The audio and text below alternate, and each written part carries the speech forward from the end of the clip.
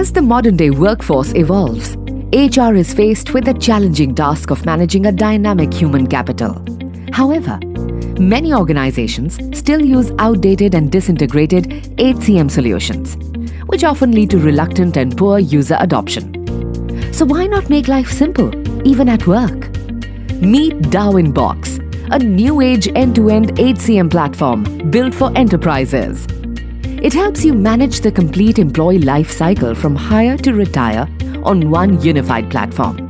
With a mobile-first and intuitive user experience, Darwin Box is flexible to configure and easy to integrate. Darwin Box's recruitment and onboarding module makes your entire hiring process effective. From raising requisitions to hiring workflows to sending out digital offer letters, this module empowers you to make smarter business decisions. As Darwin Box becomes your organization's single source of truth, you get to manage complex functional structures with customizable workflows.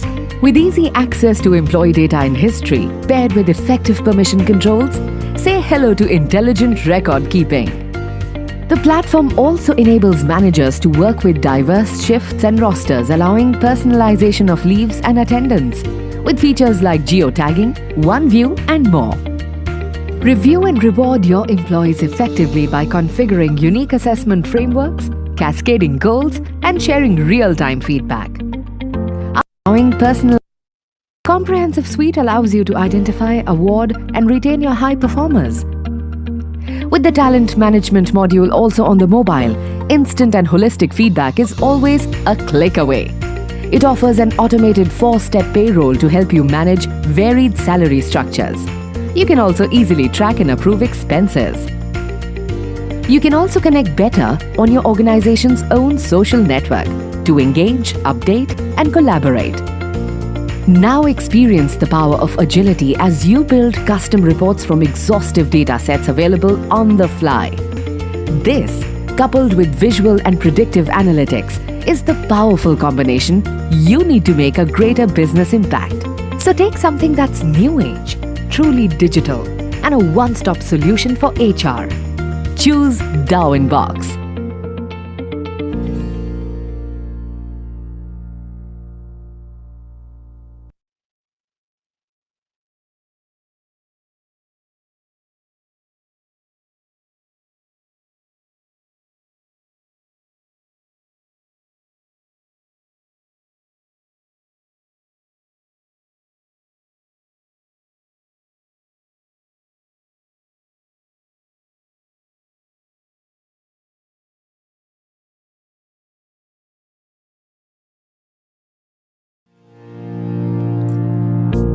As the modern-day workforce evolves, HR is faced with the challenging task of managing a dynamic human capital.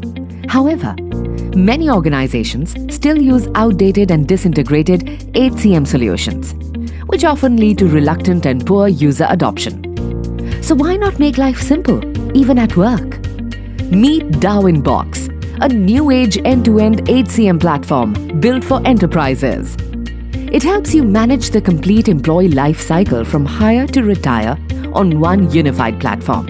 With a mobile-first and intuitive user experience, Darwin Box is flexible to configure and easy to integrate. Darwin Box's recruitment and onboarding module makes your entire hiring process effective. From raising requisitions to hiring workflows to sending out digital offer letters, this module empowers you to make smarter business decisions. As Darwin Box becomes your organization's single source of truth, you get to manage complex functional structures with customizable workflows. With easy access to employee data in history paired with effective permission controls, say hello to intelligent record keeping. The platform also enables managers to work with diverse shifts and rosters, allowing personalization of leaves and attendance, with features like geotagging, OneView, and more. Review and reward your employees effectively by configuring unique assessment frameworks, cascading goals, and sharing real-time feedback. Our comprehensive suite allows you to identify, award, and retain your high performers. With the talent management module also on the mobile, instant and holistic feedback is always a click away. It offers an automated 4-step payroll to help you manage varied salary structures. You can also easily track and approve expenses. You can also connect better on your organization's own social network to engage, update, and collaborate. Now experience the power of agility as you build custom reports from exhaustive data sets available on the fly. This, coupled with visual and predictive analytics, is the powerful combination you need to make a greater business impact. So take something that's new age, truly digital, and a one-stop solution for HR. Choose Darwinbox.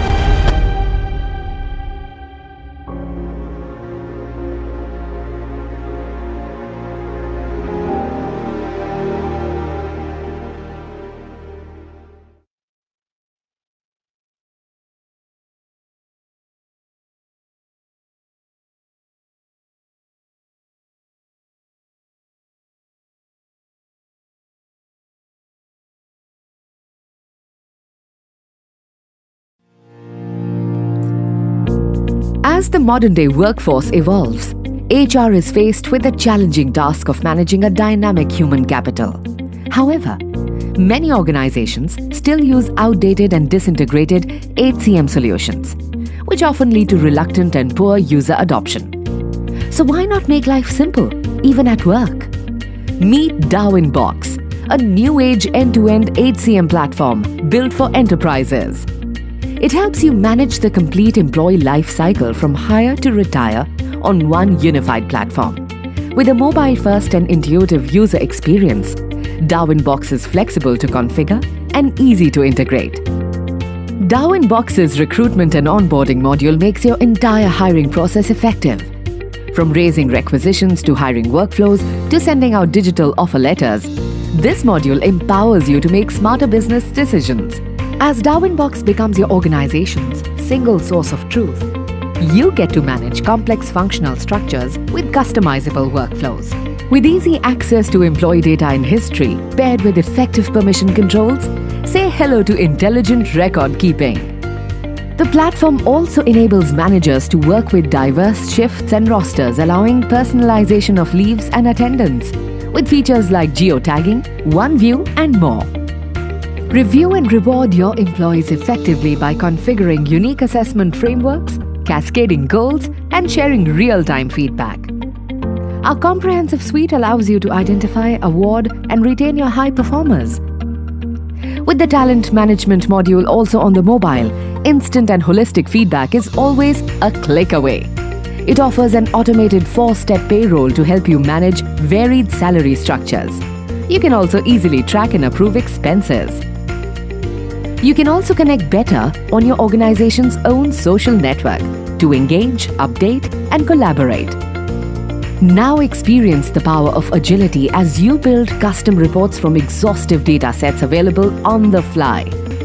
This, coupled with visual and predictive analytics, is the powerful combination you need to make a greater business impact. So take something that's new age, truly digital, and a one-stop solution for HR. Choose Darwinbox.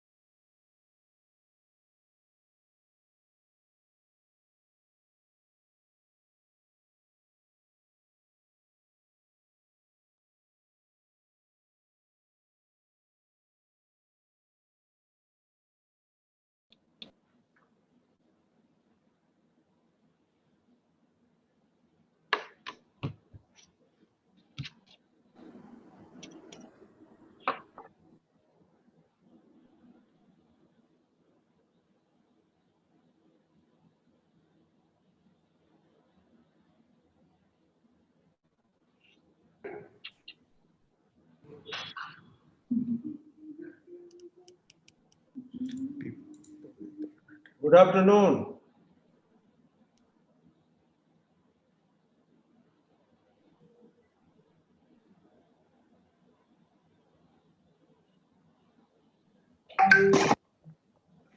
Good afternoon, Mr. Sharma. Good afternoon, Ms. Yeah, Valpa. Mr. Tyagarajan, good afternoon. How are you?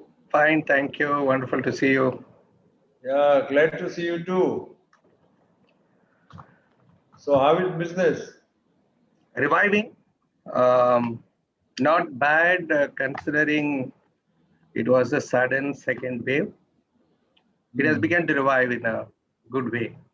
Right, right.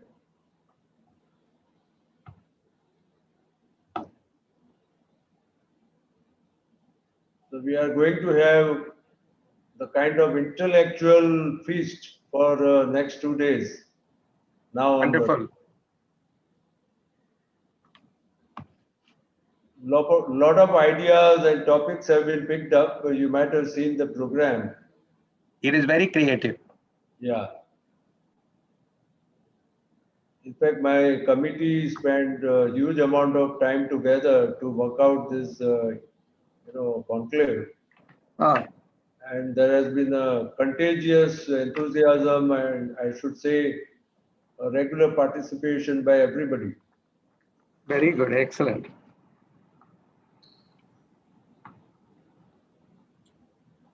Hi, Jane. Hi, Tyag. Good afternoon, sir. How are you? Good afternoon. See you. Hi. Hi everyone. Good afternoon, Ms. Good Bhadwa. How are afternoon. you? Hi Mr. Tyagarajan. Hi Mr. Sharma. Hi Dr. Forbes. I'll at least start with this right now. Yeah. Oh, just getting some water. Sorry. Surely. So Manu, am I visible properly? Yes. You are. I've Bright, done some corrections. bright and smiley.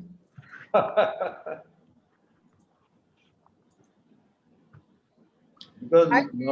Naushad on this video, streaming,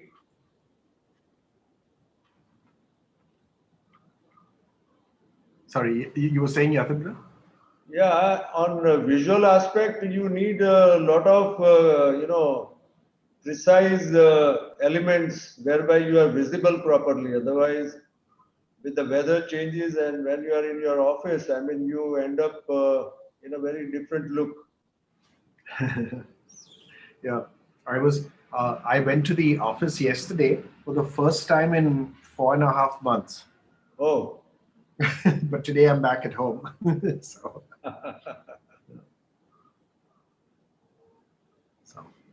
Ricky, team, I hope you're all set. 5 minutes to go, and just let us know, when it's good to go in less than a minute. And I'm presuming Hive broadcast will start not at 2:30.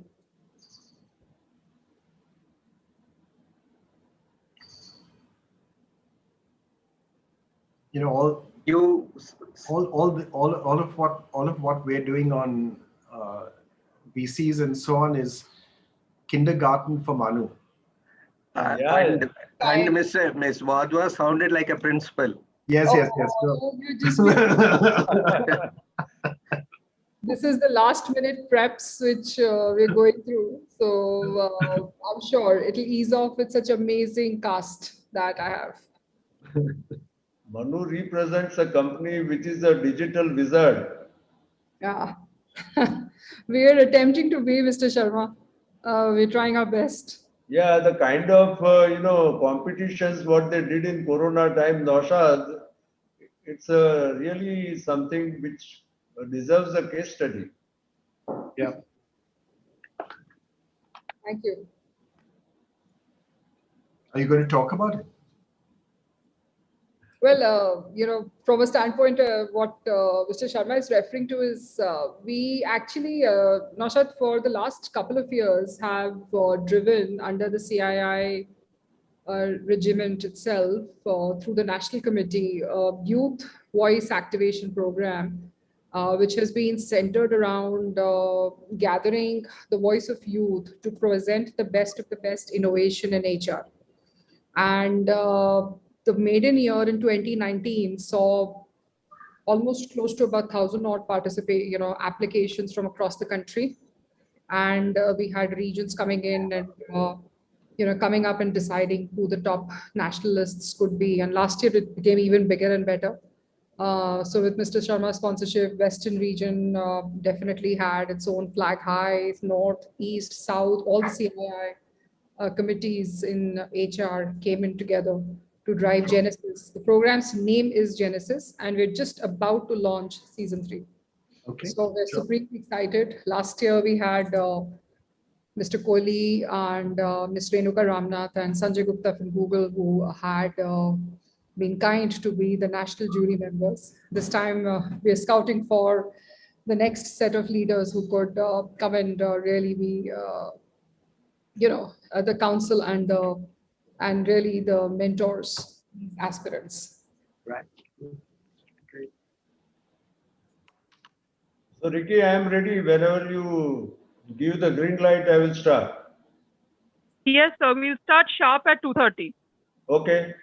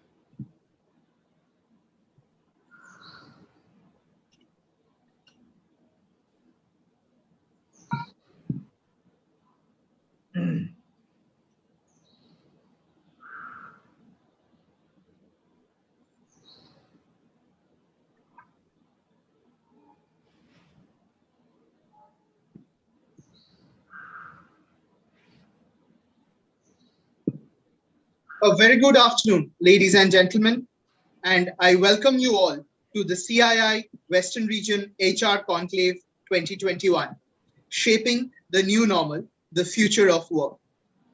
Mankind is witnessing the worst ever pandemic, shaking the core beliefs, purpose, and DNA of everyone. The old models, paradigms, processes, hierarchies are making way newer business models and agile and nimble ways of functioning. In the near future, organizations will witness dramatic shifts in key drivers and purpose. As a result, human leadership skills, competencies, and behaviors will need to shift for delivering higher productivity in a reset enterprise. In all this mayhem, the human resource function is facing a dynamic and complex challenge. That is, the capability to deal with the workforce and the ecosystem surrounding them.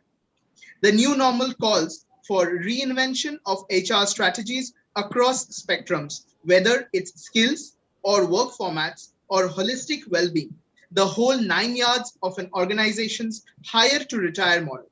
On this background, the CII Western Region is organizing its first edition of the CII HR Conclave 2021, Shaping the New Normal, the Future of Work. With this, I would like to begin the inaugural session of the conclave. May I first introduce our speaker, Mr. Yatindra Sharma, the Managing Director of KHS Machinery Private Limited, a market leader in India for providing turnkey beverage processing and packaging plants for all leading MNCs engaged in food and beverage industry. KHS India has been awarded Manufacturer of the Year by Time Magazine and McKinsey 2017. Mr. Sharma is actively associated with several associations and also with the government of Gujarat on industrial matters and policies.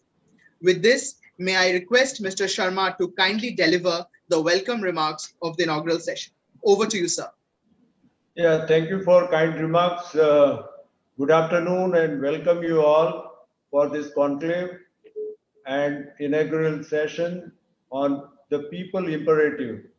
And I'm extremely delighted to have our guest of honor, Dr. Naushad Forbes, past President CII and Co-Chairman Forbes Marshall Limited, Mr. Tyagarajan, Chairman Western Region CII and Managing Director of Blue Star Limited, my colleague, Mrs. Manu Wadhwa, Co-Chairperson CII Subcommittee on HR and IR, and CHRO of Sony Pictures Network. Ladies and gentlemen, India and world have been confronted with unprecedented humanitarian crisis due to COVID-19 pandemic for last 16 months. It has taken the complete economy landscape, national growth landscape upside down. India is also not out of this particular pandemic. We have been impacted very badly after second wave, and this has taken a downslide in terms of economy, nation growth, and also people survival, I should say. And in this backdrop, India has been faced a very unusual challenge. Normally, the challenges are always faced by a very resolute, determined, and well-groomed human resources, human capital. This is for the first time Indian industry has been faced with a huge challenge of survival of human resources, human capital. As we all know, the human resources are complex, dynamic. At the same time, they are the pivotal point for any organization's growth and survival. And in this kind of scenario, what we have seen, the human creativity, human determination, human resolution has been challenged to find new ways of addressing this challenge and come out successfully to take care of organizational growth, at the same time people well-being, people happiness, And this is the unusual challenge what we are facing. It has also created new ways of doing business, which has not been seen earlier.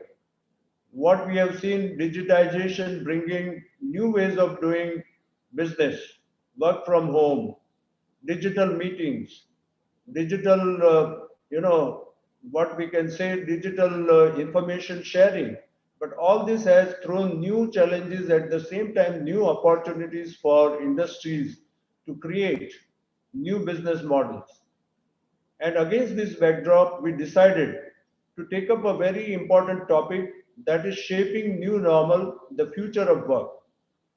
During next 2 days, the intellectual and eminent people from human resources function and industry leaders are going to deliberate, think, and strategize over this particular topic. And I'm very sure that there are going to be huge important takeaways for members who are participating in this event. Basically, we have taken a very large landscape of wide ranging topics for deliberation and discussion. And now I would invite my co-chairperson Manu to give an idea on the theme of the conclave. May I invite Manu to take it over? Over to you, Manu. Thank you so much, Mr. Sharma. Hello, everyone who's listening in to us, viewing us virtually. Again, on behalf of the CII Western Region HR Subcommittee, it's our pleasure to have you on board for this maiden effort.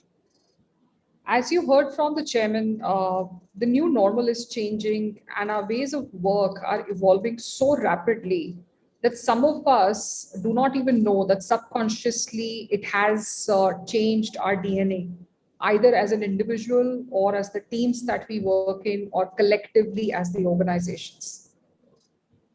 You may not have realized in 2017 or 18, if anybody asked you that can you work for the whole year virtually and sit on a screen to deliver your goals, you would have said, yeah, possibly in 2050. But that reality actually dawned on us, and the humanitarian resilience has really made one of the most critical advancements and innovations possible in the last couple of years on our ways of work. Now, as the world is moving forward, one of the most fundamental talks that is going on is how much of this change is here to last. What is that change which is a crystal ball, everlasting in the DNA shift which the organizations are doing? And what is that fundamental shift which I should look at driving when I look at the new normal? So this is really the theme of our conclave, looking at the new normal, the ways of work, the ways of our workplace, as it will create a sustainable pattern and hopefully create an impact in our operating models, not just for sustenance, but for growth. Over the next 2 days, we have lined up the thematic flavor of our agenda. One, to look at the individual themselves, our own selves. How is the new normal changing me? What has the new normal changed? And how do I build my own capability? The second is centered around the teams, the functions I lead. And third is the organization at large. This thematic flavor in the next 2 days will be centered around amazing sessions, and I really encourage all of you to be with us for both the days. They're centered around, handling resilience. How do I handle my own self? How do I be resilient when the times seem to be very tough? Some of us may have seen a job change, to a loss of a loved one, to kids becoming depressed. An entire array. So resilience for self is a very interesting session that we've kept. Followed by that, digital is becoming the necessity of my skill set for today. So we have a masterclass on really how do I power business agility through digitization. Followed by that, themes centered around managing teams and upskilling teams. So we have expert talks on ensuring that the skilling pillar, which we all are looking in our organizations, gets the best of experts' advice. Succession planning, which not just from a lens of my own team, but today for organizations at large has become a BCP matter, a business continuity effort. How do I go about creating the readiness for it? And on the organization side, some debates that we have been talking about: is hybrid here to last? Is it something which is a fad, or is it a normality of the future? Let's hear some experts, some industry leaders talk about it. Followed by that, organizations challenges not just in large corporations, but in small and medium enterprises as well. Many of us who are joining in, I'm sure, are facing the challenge of not just how a big giant corporation manages this change, but many of us may also be coming in from organizational setups where this new normal adoption may be restricted by the way our operating model is today. So we'd get deeper into it. But last but not the least, the thematic overview, which will be powered by industry stalwarts, will give you tips and tools and tricks to learn from, and make sure that as you create the future landscape model for your organization, you are much better equipped and you're much better challenged to handle that new reality. So with that, I hope the two-day agenda is very exciting for all the listeners, for us. And I will pass it back to Mr. Sharma to take the inaugural session forward. Yeah, thank you, Manu. And very nicely you have described the theme of the event. And we have tried to revisit what we have done right for last 16 months, what we need to do better, what we can see as a future way forward. I mean, these are the elements what we have tried to address, and I'm really delighted to have array of eminent people who are going to address these topics. So I'm pretty sure that we are going to have some good takeaways, and it is something which we have seen for the first time. So it is not that whatever we are going to find out and conclude that this may be the way forward. I mean, it is going to be a subject of continuous improvement. But we thought that this is going to be the right thing to do at the moment. It is an opportune time that all of us are having kind of experience what we have gone through, and we will be able to find our way to next level of success, because it is always said that tough times never last, but the tough ones do. With that note, I would like to invite Mr. Tyagarajan, but before I invite him, I would like to give a very brief introduction of our Western Region Chairman of CII. Mr. Tyagarajan is Managing Director of Blue Star Limited, an iconic company in field of refrigeration and air conditioning for many, many years. He has been president of All India Refrigeration and Air Conditioning Association. His involvement in industry circles has been very extensive, and he has been leading Western Region this year with some exemplary participation and leadership. So with that note, may I invite Mr. Tyagarajan to give his special address. Thank you, Mr. Wadhwa. Good afternoon, Ms. Wadhwa, Dr. Naushad Forbes, CII Secretariat members, ladies and gentlemen. It's a privilege to be part of this inaugural session. I'm even more privileged to be part of a panel in which Dr. Forbes is participating, and I look forward to listening to him as well. I start with the quote of Michael Porter: good leaders need a positive agenda, not just an agenda of dealing with a crisis. I think this is at the moment when we are going through the crisis, and we have dealt with it by and large successfully, and so we have to move ahead with a positive agenda. I must also compliment Mr. Sharma and Ms. Wadhwa for putting together an extraordinary program for this edition of the summit. I must confide in you to say that in the past 6 or 7 months, I have seen the agenda of so many conferences. This one is well thought out, and I envy you for getting the right speakers for each of the sessions. I wish to compliment you for helping CII Western Region to organize this conference. This conference take it to a different level altogether, and I am sure that many other regions will emulate this particular program content. The pandemic is not yet over, and I think we are preparing for a third wave even, but I am certain that one day it will be over. That we can be hopeful of. I only regret that after having read so much about the pandemics across the world, we took for granted that it will go away. So you can look at even the Spanish flu, always it existed for more than a couple of years. There were many waves, different geographies were impacted in a different way. Mutations were there always, but eventually it goes away, and I am certain that it will go away soon. The economy around the world are booming. And you can see around India, every country is booming. A lot of money is in the market, and therefore it has caused an inflation concern itself.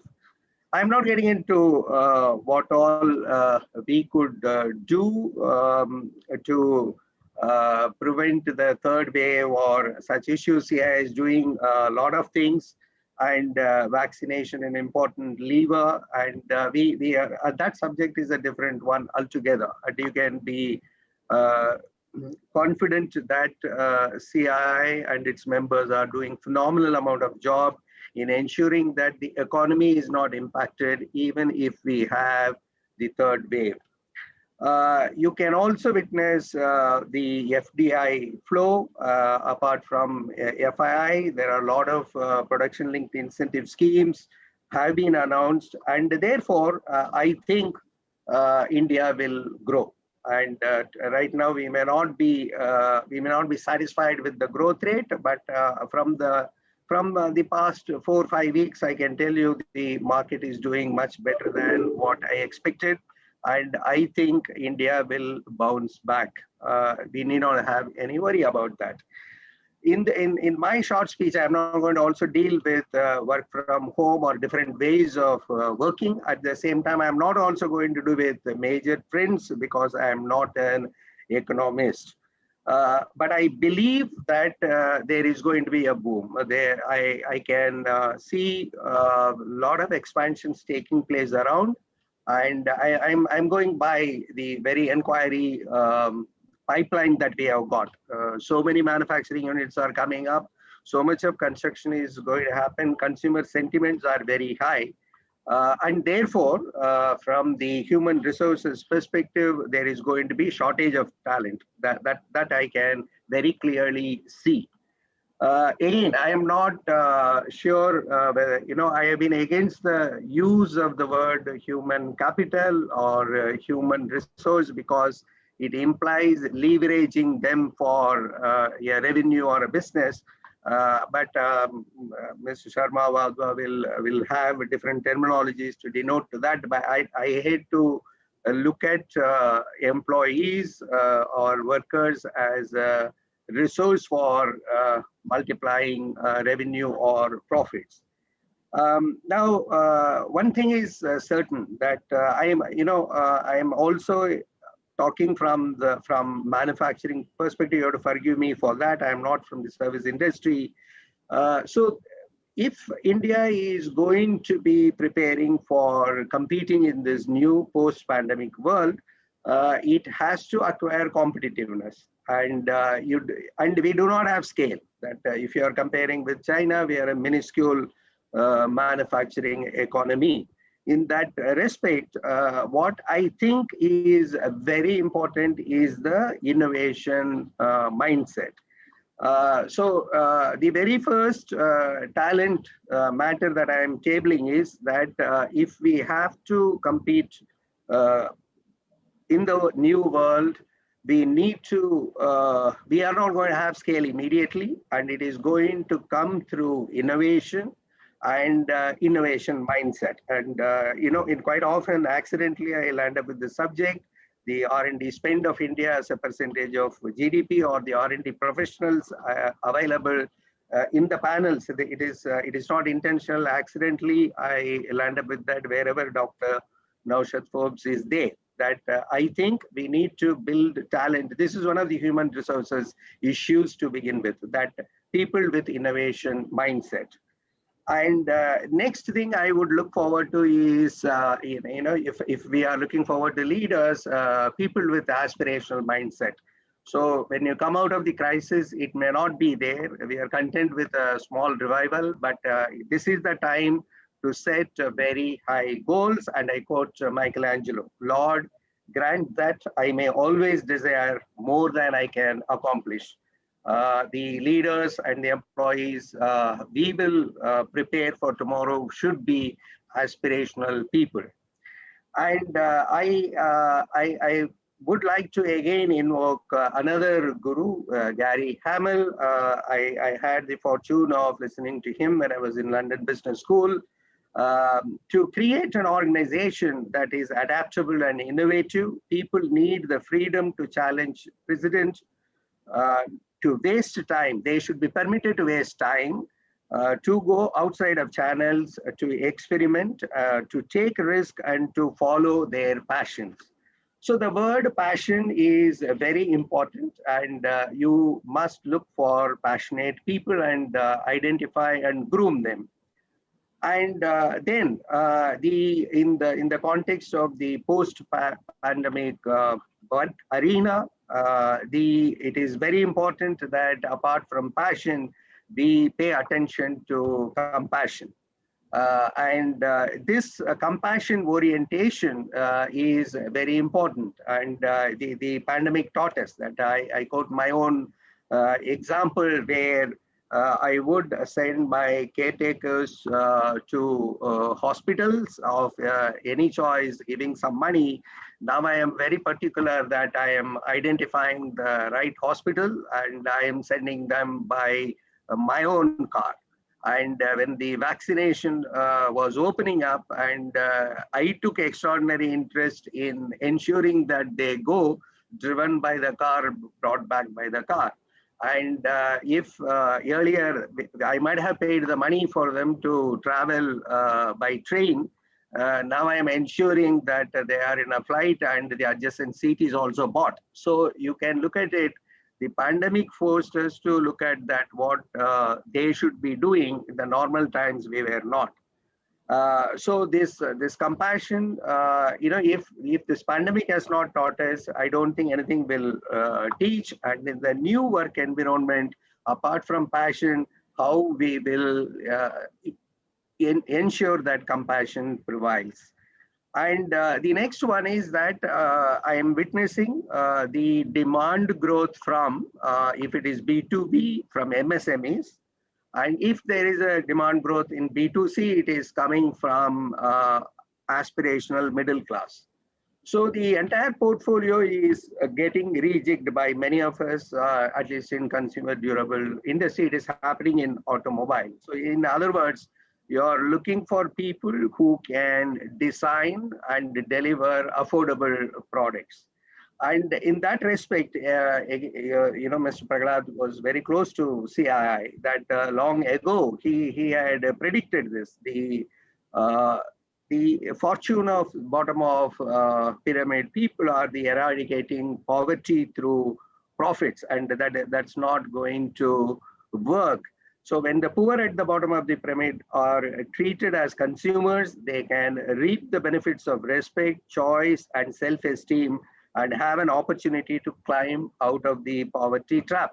This I quoted, and if I recollect, he did quote this in one of the CII conferences as well. The problem of poverty must force us to innovate, not claim rights to impose our solution. So therefore, there is a purpose orientation here. So passion, compassion, innovation I talked about, and there is a purpose orientation, though this will be a new dimension.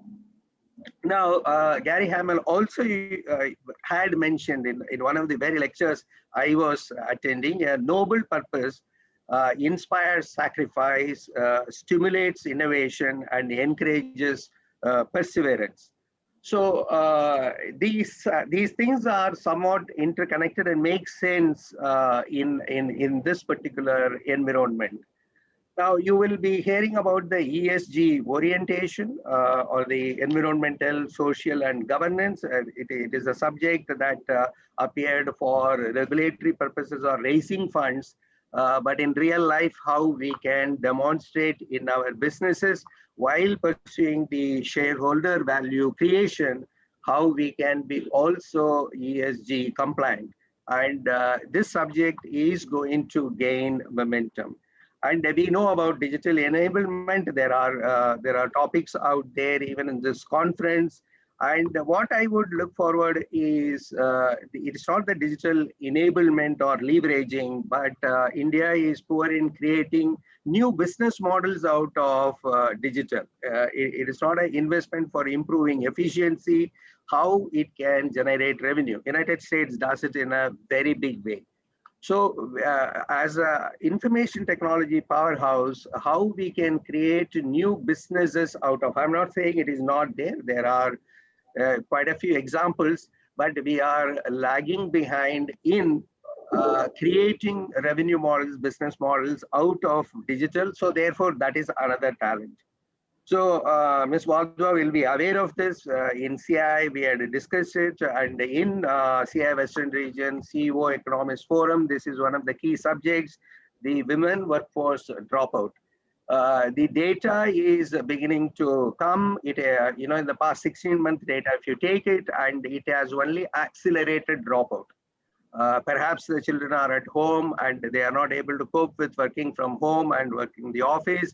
I thought the other way around, that working from home could enable enlargement of women workforce, but unfortunately, at least 4 or 5 data that I have seen, it is worsening. So in the post-pandemic world, how we have to address this subject itself. We were poor earlier, but now we are going to be worse than ever.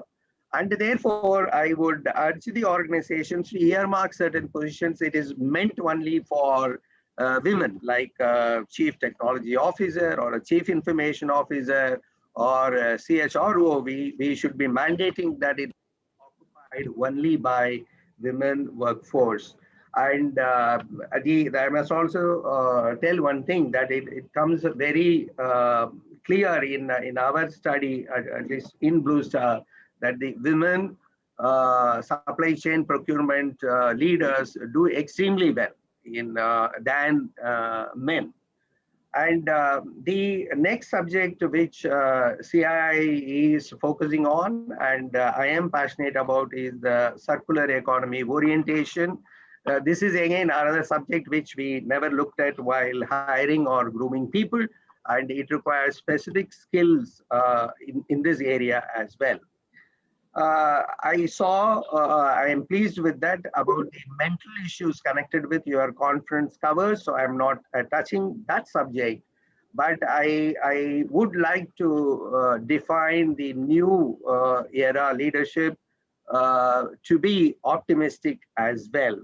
I quote Voltaire, optimism is the madness of insisting that all is well when we are miserable. And we may be miserable, but we need that quality of optimism as well. And the Walt Disney's quote is, I always like to look on the optimistic side of life, but I am realistic enough to know that life is a complex matter. And George Bernard Shaw said that both optimists and pessimists contribute to the society and economy. The optimist invents the aeroplane, the pessimist the parachute. And so optimism is another quality that I would insist that we should nurture and look forward to in building this human resources for the future. I therefore summarize that if you look at the traits, we will look forward to whether he's a team worker, whether he is competent, whether he is digitally oriented. Those things were part of evaluation, but the new things I believe are optimism, innovation mindset, aspiration mindset, purpose orientation, ESG orientation, compassionate, and also people who will command commitment rather than compliance if they are leaders. I end with my Professor Gary Hamel's quote: the biggest barriers to strategic renewal are almost always top management's unexamined beliefs, including myself. So if we are part of the top management, how we will not bring those barriers. With that, I thank you for the opportunity and wish all of you all the very best. Thank you. Yeah, thank you, Mr. Tyagarajan, for giving a very inspirational overview in your special address. First of all, we would like to thank you for your encouragement and support to our committee, and also giving some very nice words of encouragement. As rightly stated by you, human mindset has to be innovative, aspirational. At the same time, it needs passion with compassion. I mean, this has become the major theme of last 16 months for any industry leader, because we will not be able to execute things in such crisis through our command and control mechanism. It is more with these elements, people will have go-getting spirit and they will work on their own to find a solution. I mean, this is something which has become a highlight of last 16 months. And thank you very much for giving such important inputs. And we will definitely look forward to bring in such elements into our thoughts as well as activities for subcommittee. With that, thank you very much. And now I would like to invite Dr. Naushad Forbes. Before I invite him, I would like to give his brief introduction, because I know Naushad for a very long time, but he's not only an industrialist of repute and eminence, but he is simultaneously an institution builder and academic person. If you look at Forbes Marshall, this is an organization which has stood out in many ways, also figuring in the ranking of great place to work. If you look at his solutions, what he's providing to industry, they are always admired and they are looked forward to. Looking at his academic flair, he has headed some very important organizations like NID. Also, he has been part of Bharat Yuva Trust. I mean, his contribution in academics, industry, it has been exemplary. And we have seen him as our leader at CII for one full year, the way in which he has contributed. It is case by itself, and it deserves a huge compliment on all of us, from behalf of all of us. And particularly on his academic side, he has not only got his education from his alma mater, Stanford University, but he has also contributed in terms of, you know, doing sessions, lectures, courses at Stanford University. And we are really glad to have him today as our guest of honor to give his address on people imperative in this scenario. I mean, because all of us are looking for kind of guidance, way forward, that what we have done for last 16 months, what can go right, what can be improved upon. We cannot have a better person than Naushad. May I invite Dr. Naushad Forbes to give his address. Thank you very much, Yatindra, for that very warm, very kind introduction. It's wonderful to be with you this afternoon. Tyag and I are members of the same Mutual Admiration Society, so we have great regard for each other and the roles that we play in industry and in our companies and in CII. Manu, very good to be with you, and Jane and team, always a pleasure to do anything with the Western region. What I'm going to try and do is to speak for a few minutes about how we tried as a company to respond to the pandemic and everything that hit us, what we've learned from it, and then really encourage us to get into a discussion around how we move forward.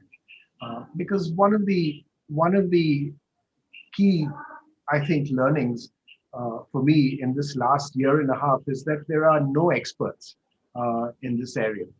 All of us were caught unaware when things went into lockdowns in March last year, and we all responded the best we could.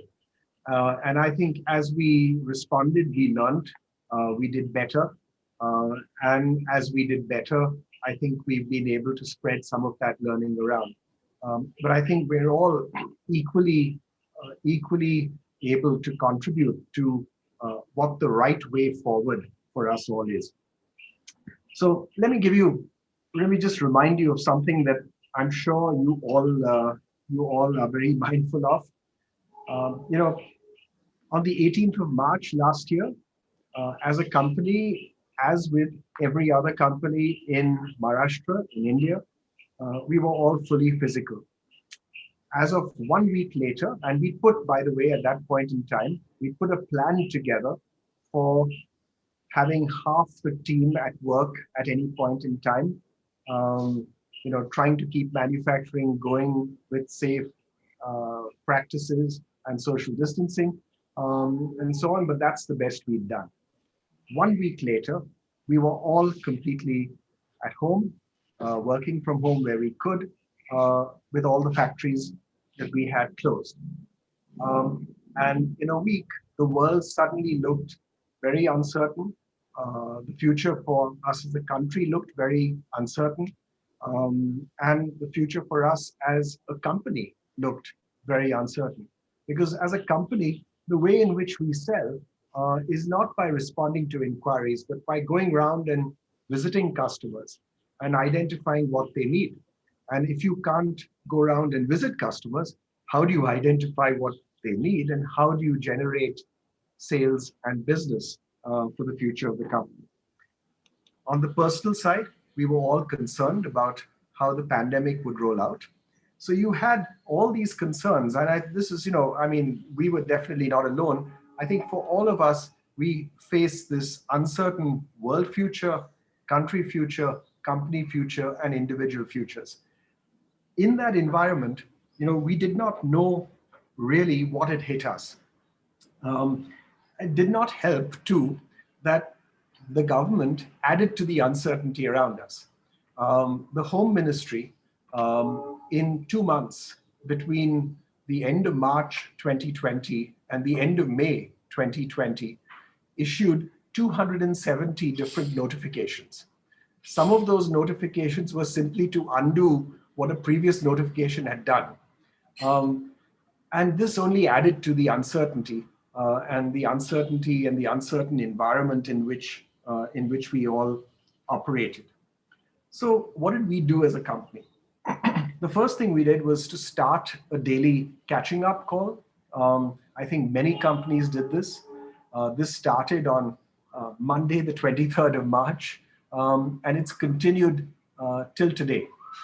So every morning at 9, the top 40 people in the company get together for a call. When we first started, it used to take an hour. It now takes under 15 minutes.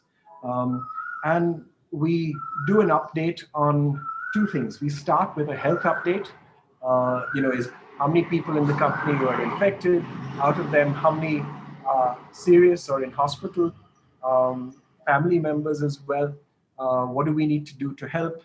And then second, we look at company performance and do an update on cash, collections first, then sales, which is future cash, then stocks, which is future, deferring the need to use cash, and then orders. And we do this every day, and we've been doing this now for a year and a half. We find it's a very good way of bringing everyone together and getting them aligned. Each of our team members in this catching up call then do their own similar calls with their own teams. Some do it every day, some do it twice a week, but it's a regular communication process. And then in April and May last year, we also started connecting with customers by arranging webinars. And there was a I think through the months of April and May, when we were all at home, we did, I think, something like 1 to 2 webinars a day, connecting customers, something that they greatly appreciated. And we tried early on. My brother is a very keen yoga student. So we started a yoga class because his yoga teacher couldn't operate. So they needed revenue as well. So we asked them to organize a yoga class that we opened up, I think three or 4 times a week, that we opened up to everyone from the company. And just to ensure that people didn't go insane, we started a group called the Fun Group. The role of that fun group was to actually come up with competitions, funny competitions like caption competitions and so on. People would dig up old, strange, embarrassing photographs and so on, just to bring some humor to work.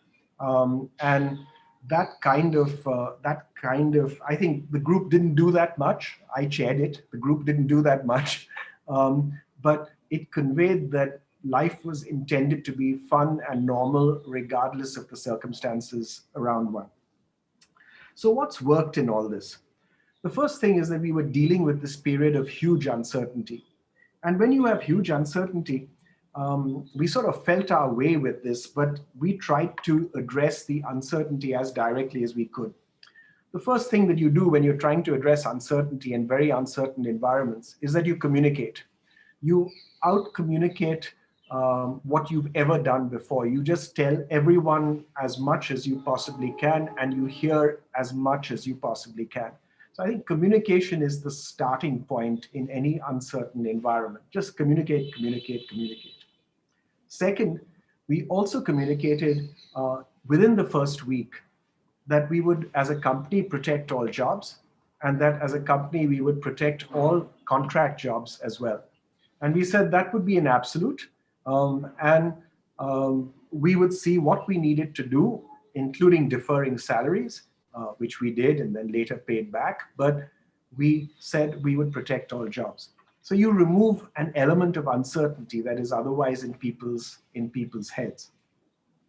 Third, we found that meetings that communicate data work even when they're large. So, town halls which talk about company performance and so on, those work just fine. Meetings to take decisions worked well if they were small. We learned this as we went along. If they had 10, 12 people, they worked. If we got to 15, 20 people, they did not work in terms of actually being able to converge on enough of the right decisions. So we learned somewhere along the way that small meetings to take decisions, larger meetings if one is communicating and presenting. And then fourth, we set up our own levels document for how we would work based on how health outcomes would be around us. So we have a 7-level health outcome scenario where level 1 is where even manufacturing is closed, to level 7 where everything is normal and everyone's at work, and then every level in between. And to give you an indication of in early March, maybe about the 10th of March of this year, 2021, based on the levels document, we went to level 2, which is the most stringent level that we've reached on the document. I think we went to our own company lockdown before anyone else did. And remember, this is March. This is the last month of the year. Everyone's trying to do their best. Everyone's trying to make up for what's been a really tough year. But the message that went across is that health of individuals comes first. And this is a tangible indication of how that gets conveyed. We're currently at level 5, which says that those who are fully vaccinated can be at work half the time in office functions, with manufacturing operating fully, but on a shift basis. So what do we think has then really worked? The training of teams, we think, has worked. The ability to connect virtually with everyone means that you can connect with people regardless of where they are in the country and indeed where they are in the world. We were running training sessions, bringing our engineers together from all around the world who earlier would never be in the same meeting. And this we found suddenly was a really nice opportunity for cross-learning to take place across borders in a completely seamless way. It's something that we are certain we will always continue. Having monthly and quarterly town halls, we found it very useful initially. Initially, we were never able to deal with all the questions that were asked. The last quarter or two, it's been quite striking that we generally run out of questions because people are now sort of used to things and they know what's going on and they feel more stable and less uncertain in their own minds. We worked on some work processes. The speed with which we can acknowledge an order is better than we used to before when we worked physically. For some reason, we don't know why, but it is faster. And the speed to close a customer complaint, even though we can't visit the customer, is faster now than it used to be earlier. And again, we've tried to find out why. You'd think it's counterintuitive, but we've actually found that it's faster because we find that we can actually now deal with most customer complaints virtually, which means you can do it right away. And then only those few that need a physical visit are the ones which you can focus on and address. And in terms of connects with customers, customers that we have existing relationships with, our connections have grown ever closer in this last year and a half. But forming new relationships with new customers is something we've struggled with. And how you do that virtually, we've not been able to figure out. We've struggled with it. We find it a challenge. One of the other things that we tried to do, and this really builds off a point that Thiag made just now about optimism and dealing with the future with confidence, is that we said we should actually identify new initiatives that we drive at the time that we're all restricted. So we decided to set up our first plant overseas in May last year. We've just commissioned the new plant. It's in Singapore. We chose Singapore even though it's an expensive place to be, but it's a very certain place. It's a place which is quite predictable. And we wanted predictability, not low cost. And so we chose Singapore. But I think that message of investment was a statement of confidence in the future, a statement that things were going to grow and be better in the future. What do we struggle with? We struggle with culture. We know how to build culture when we meet physically. We have dinners together, we meet informally, we meet for coffee, you have one-on-one discussions, you chat before and after meetings and so on. All those informal connections, to me, is the biggest loss of this last year and a half. 10 days ago, we had our first physical meeting in 16 months, where we got 7 of us together at home. We spent the afternoon talking and ended with dinner. And it was such a pleasure all around to just be physically together in one place. Another point that I think we struggle with, again, a point that Thiag mentioned and which I made a note of because I like the point. The comment from Gary Hamel that you need to waste time, that wasting time is actually a positive. This is very true. People who've studied innovation point this out again and again and again, that wasting time, letting things stew in your head is an essential element of innovation and being innovative. You cannot be productive all the time. One of the big disadvantages of a virtual world is that it's very easy to fill your entire day with back-to-back video conferences. You don't have any time to waste. That might give one the sense that we're being hugely productive, but if we don't build that slack into our daily routines, I think we're giving something away in being innovative. And I think thinking about how we address that going forward, where we build some dead time into our schedules so that you have time when you just think, time when you just waste time, is something that we've lost, I think, in this last year and a half, and something we need to recapture. So going ahead, what should we look to? Obviously, the one thing that I can guarantee is, I thought I would really miss travel. I haven't traveled outside of Pune in 16 and a half months. I used to travel pretty well every week. So this was a huge change. I haven't missed the travel. I haven't missed the travel at all. But I've really missed meeting people. I've missed meeting my friends in the Western region. I've missed meeting my friends in Delhi.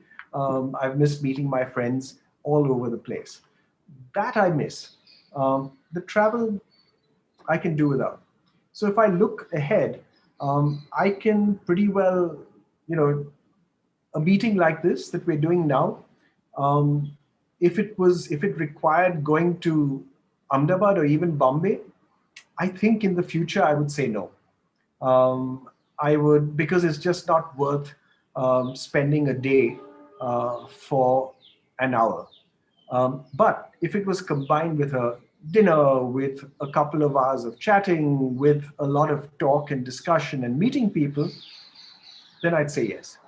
So I think going forward, that's the way I would try and think of what's worthwhile and what's not in terms of physical versus digital. Can we transform our processes as a result of working from home? I think we can. We're trying to work on it as much as we can in the company. Mixed results so far. We hope that they'll go further and faster and transform more. But I think more than anything else, we have to do several things around culture. And in particular, when we meet in person, we should not take personal interaction for granted. If there's one thing we've learned in this last year and a half, I think we should just recognize how much of a treat it is to meet individually and have the opportunity of sitting with someone and chatting. And I think taking that and maximizing that connection and that ability to connect is something that we should really retain as we go ahead. So that when we meet physically, it's not this formal, structured discussion. We can do that on a VC. But that informal exchange, that talking about the world around one, that informal discussion that builds a relationship, I think that's something that we have to protect and focus on. The last comment that I'd make is the point again that was made by Thiag about confidence in the future. We need to, I think, constantly demonstrate that we have confidence in the future of our environment, of the country, our future in our own firms, that we're confident of our future as individuals. And this positive agenda, again, that Thiag mentioned, the Michael Porter quote, I think is a very important thing that you can convey without talking about it. You can convey it through investment, through spending time talking about how things need to be better, through investing in innovation, through investing in learning new skills. These are the messages that I think people watch, they see, and then they appreciate that you're someone who's confident about the future. That single message of being confident about the future while doing whatever you can to reduce uncertainty in the present, I think is the big thing that we as managers of companies need to somehow balance and do. That we have this great confidence, but we'll keep mitigating uncertainty and getting rid of uncertainty here and now. We'll keep supporting people here and now so that they can be secure, they can think for themselves, they can build those relationships that matter. And then I think we convey that we have a good future. So those are some of the things that I've learned in this last year and a half. As I said, I think we were all hit by this and taken by surprise a year and a half back. We have much to learn from each other's experiences, and I look forward to some questions and comments from others in the time that we have left. Thank you. Thank you, Naushad, for a very candid conversation, I should say. I mean, rather not giving a speech, but you have been so candid while sharing your experiences. And basically, you have come out with some of the very important pointers. While, I always say that for senior leadership, the biggest task and the biggest creative area is people management skills. That is where the next level of leadership is built, and that is where it is creating a make or break situation in any organization, even in the future of the country.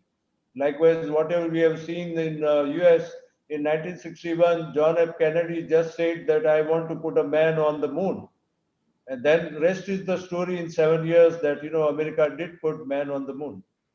So point is that whatever you have said about empathy to your people, concern for their health, then getting into all micro details as a leader and motivating the senior leadership to look through and follow through. I mean, that is reminding me while we are talking about culture, that reminded me of Tom Peters' management by wandering around. And that what definitely we have missed, and that is really going to be a challenge to maintain the culture of organization, or even to take culture to the next level with the new creative ideas what industries are going to implement. So I think it has been a wonderful uh, uh, conversation from you, and we do not have any questions. I mean, your speech has been so well, you know, so well presented, because it shows the feel. It is just not the words. These are the words with the feel. So I think people have felt it very well. And with that, I will think I will invite Manu to talk about compendium which we have compiled to release on this event, which is talking about best practices of wellness and health of employees of the organization. And I'm happy to inform you that more than 40 organizations have participated. So with that, I will request Manu to briefly mention about this compendium, and then you have to take the privilege to release this compendium virtually. Manu, over to you, Manu. Thank you so much, Mr. Sharma and Naushad. It was such a pleasure to hear you. And same, they are getting your thoughts, your insights have really set the tone with such authenticity and from your heart. And I love the moments of vulnerability as much. So I'm sure the audience are loving it. This quick snippet on the compendium is centered around our endeavor to have brought the best practices which the companies, whether small, medium, large, NGOs, who found very well connecting with the employees as it pertained to their health and wellness, specifically during the pandemic times. Now, why we thought this thematic compendium will be relevant? One, definitely it gives us the depth and makes us really kind of go back and see how much the industry pulled its weight to make sure that lives and livelihoods were taken care of during the pandemic times. And honestly, a pandemic like this, which happened a century ago, and now we are all seeing it in our lifetimes, I think every corporation put their heart out and put human before any business interest. So hopefully this compendium will give you a flavor of seeing that in life. More importantly, as when we were putting this compendium together, and as Mr. Sharma stated, more than 40 companies came together to contribute their thoughts on it. This consists of practices right not from diagnostic, but also what companies did at a preventive level. So all the people who get this compendium will be able to leverage it for also setting their well-being practices on a preventive level. Second is holistic well-being. One of the biggest aspects which we saw the last year teaching us is that holistic well-being is not just about having insurance and possibly a few other diagnostic tools of managing the health of your employees. But mental well-being, holistic well-being equally takes precedence, and how corporations have taken the front and center to tackling it. So with that, Mr. Sharma, I think it's right time for us to launch the compendium, get the audience of what we put together.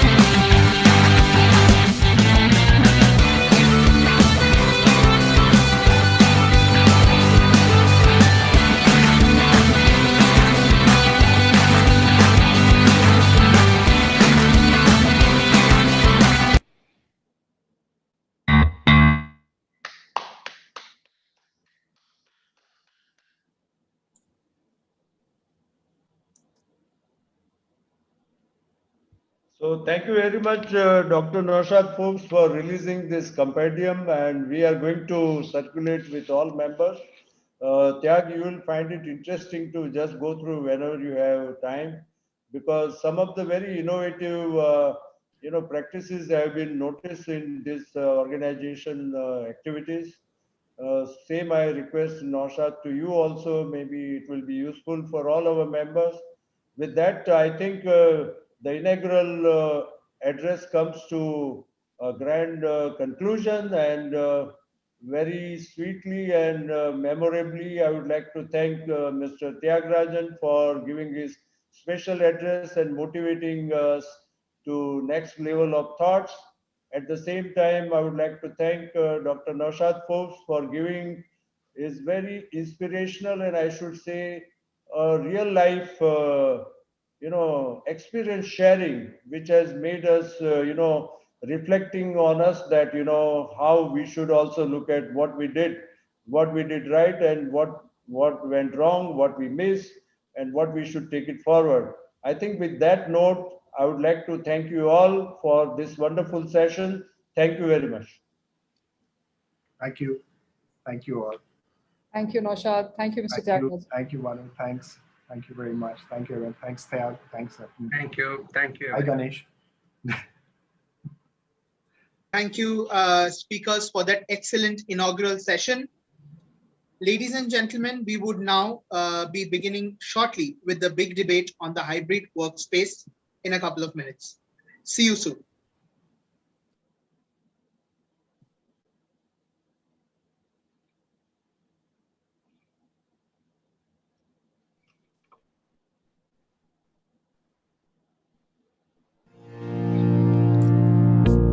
As the modern-day workforce evolves, HR is faced with the challenging task of managing a dynamic human capital. However, many organizations still use outdated and disintegrated HCM solutions, which often lead to reluctant and poor user adoption. So why not make life simple, even at work? Meet Darwin Box, a new-age end-to-end HCM platform built for enterprises. It helps you manage the complete employee life cycle from hire to retire on one unified platform. With a mobile-first and intuitive user experience, Darwin Box is flexible to configure and easy to integrate.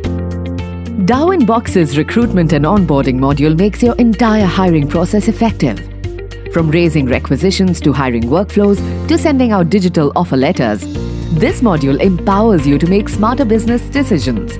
As Darwin Box becomes your organization's single source of truth, you get to manage complex functional structures with customizable workflows. With easy access to employee data in history, paired with effective permission controls, say hello to intelligent record keeping. The platform also enables managers to work with diverse shifts and rosters, allowing personalization of leaves and attendance, with features like geotagging, one view, and more. Review and reward your employees effectively by configuring unique assessment frameworks, cascading goals, and sharing real-time feedback. Our comprehensive suite allows you to identify, award, and retain your high performers. With the talent management module also on the mobile, instant and holistic feedback is always a click away. It offers an automated 4-step payroll to help you manage varied salary structures. You can also easily track and approve expenses. You can also connect better on your organization's own social network to engage, update, and collaborate. Now experience the power of agility as you build custom reports from exhaustive data sets available on the fly. This, coupled with visual and predictive analytics, is the powerful combination you need to make a greater business impact. So take something that's new age, truly digital, and a one-stop solution for HR. Choose Darwinbox.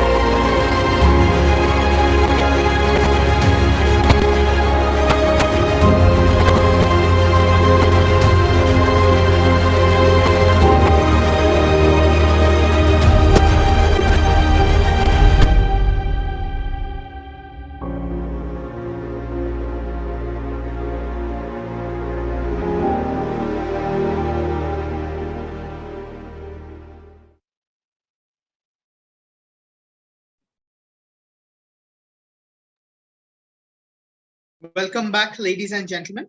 We are now beginning with our first session, the big debate. The hybrid workspace probably won't last. A session to crystal gaze and hear from leaders about their views on future of work patterns. May I first invite the session moderator, Mr. Unmesh Pawar, a senior HR advisor, and our two esteemed speakers, Mr. Sanket Ray, President, India and Southwest Asia, Coca-Cola, and Dr. Ganesh Natarajan, Chairman, 5F World and Honeywell Automation India Limited. welcome speakers. May I now request the moderator to kindly take over the session. Over to you, Mr. Pawar.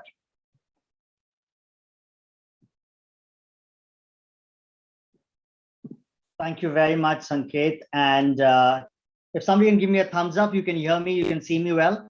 Yes, sir. You're audible and clearly visible. Lovely, great. Thank you very much. And it's such a pleasure being here today with the CII community. And what great messages from Mr. Forbes Marshall. I think I think it just came out so simply. And I think a lot of what is going to be talked over between today and tomorrow potentially has already been talked about. But I am going to put my hand at something that has been a dialogue and a debate in press and in corporations today. And it's really about saying about this hybrid model, will it last or will it not last? And about 16 months ago, corporate world was pushed into working from home model. And some of the multinationals had made some headway on this because they were used to working in the work from home model. But 16 months ago, the whole of India suddenly was pushed back to work from home. And suddenly we figured that we can operate, we can be agile, we can be innovative. And like we just heard some time back, we can support our customers very differently. In these 16 months, you have seen new products, new services, new businesses take shape. I have been watching the startup space, and it's amazing to see how the last 16 months have really shaped the startup community out here in India. But as the first wave started to taper before the second wave really came in, there was this whole move again to say we need to get people back at work. And whilst that was happening, we were hit with the second wave. And the second wave kind of hit us really in the gut because we lost a lot of people that we were working together with, friends, family members. And I think the pandemic really dawned upon us in the second wave. But as we are now starting to see the taper of the second wave slightly, there is again this move and a conversation to say we need to get back into work. And this push towards vaccination program in the hope that if we are double jabbed, then people would be willing to come into work. Leaders have started to come into work, and therefore the conversation to say it's time for us to start getting people back into work. And we saw internationally, Apple talk about it, JP Morgan, Goldman Sachs, the leadership team basically going out and saying it's high time, we need to start getting our people back to work. And post summer, the expectation is that most people will be at work. And I think that conversation is brewing out here in India too. And what was touted as some time back, and we had CEOs talking about the fact that the hybrid model is here to stay. God knows why we were investing in so much of real estate when we can still operate from virtually and our clients are still being supported. And I think that conversation has suddenly started to shift both from a leadership team standpoint, but the conversation has already started to shift from an employee standpoint, where employees are feeling jaded, are feeling fatigued, and feel the need to come back and connect to the people that they were at work and try to get the social connection back. And I thought, who better than two business leaders to go to and really hear from them what their perspective about this is. Right? So the topic is the hybrid model will not last, right? That's what the belief of some people is, and whilst others believe that that's the way it is going to be, but others believe that the hybrid model will not last, right? And we have two eminent professionals with us here today, and they're going to be speaking for and against the topic. And just for your benefit, we intend creating a little bit of energy around this. So pretty much like some of the big debates that you see on television. So we have both our guests going to do a little bit of that. And whilst they talk about what their perspectives are, the chances are you will see them having a go at each other, rather the perspectives that they are offering out here. So how is this going to run? We're going to do this in 2 rounds, pretty much like a boxing bout. There'll be 2 rounds. First, we're going to have Mr. Ganesh Natarajan really speaking in favor of the topic, which he believes that the hybrid model will not last, right? So he's going to speak for about 3 to 4 minutes on his perspective on that. And then Sanket Ray is going to offer his perspectives and counter what Ganesh has said. So that is round one. At the end of round one, on your screens, you will see a poll. And the intent is to take a live poll to see what you believe. Do you agree or do you disagree that the hybrid model will not last? That will take us into round two. And round two again, Ganesh will be speaking first and offering his perspectives and countering some of the stuff that Sanket has said. And then finally, Sanket gets a shot at trying to close it. And in the closing, we will do one more poll to really look at, based on the insights and the inputs that our esteemed guests have offered, is there a shift in the voting pattern, if any? So based on that, I'm then going to try and close the session. My sense, we're going to have a high-packed, high-energy 30 minutes of discussion. On that note, I am going to first go to Ganesh. Ganesh, the big belief is that the hybrid model is not going to last. Your perspectives, your points on that. Over to you. Thank you, and before you go, so I'm going to counter at the end of three minutes. You'll hear a slight sound like this, so you know that you have another minute to try and pull your thoughts together. Over to you. Sure. Thank you, Umesh, and hi, Sanket. So first, let me throw a punch at you, Umesh, by saying that this is certainly not going to be a nation wants to know kind of debate. Okay, I think we will retain the bounds of civility as a CII forum. But to take, I believe, is a hybrid model, it's already ended. I mean, I'll give you an example of that. I mean, because if you look at our own company, I mean, we employ 120 people at the end of the first week, and I'm talking about maybe around July of last year. Many of our people came back, and we employ a lot of young people. And they said, hey guys, you oldies want to stay at home, feel free, but please open the offices for us. Because as in Pune, where I live, like in most parts of the country, there are a lot of young people who have come from small towns to work in the city. People sharing a 2-bedroom apartment. There's no way 4 of them can work from home. They said, please keep the offices open. We'll be there. We both decided, okay, we'll go shop in office once a day for 4 or 5 hours. Sooner or later, it just became back to normal. And the reason for that is very simple. And that's the reason why I strongly believe the hybrid model must end for most companies, is that people are seeing the real value of working in the office. I mean, I'm myself an advisor to many US companies who are kind of debating this point of what are we losing by having so many people working from home. And what you mentioned about Mr. Cook of Apple is exactly his point as well. 2 or 3 things. One is there's a strong push factor, the point I just made. People have to get out of home. People are getting in the way of their children. People are getting in the way of their parents and in-laws and occupying private space. So clearly that's one reason.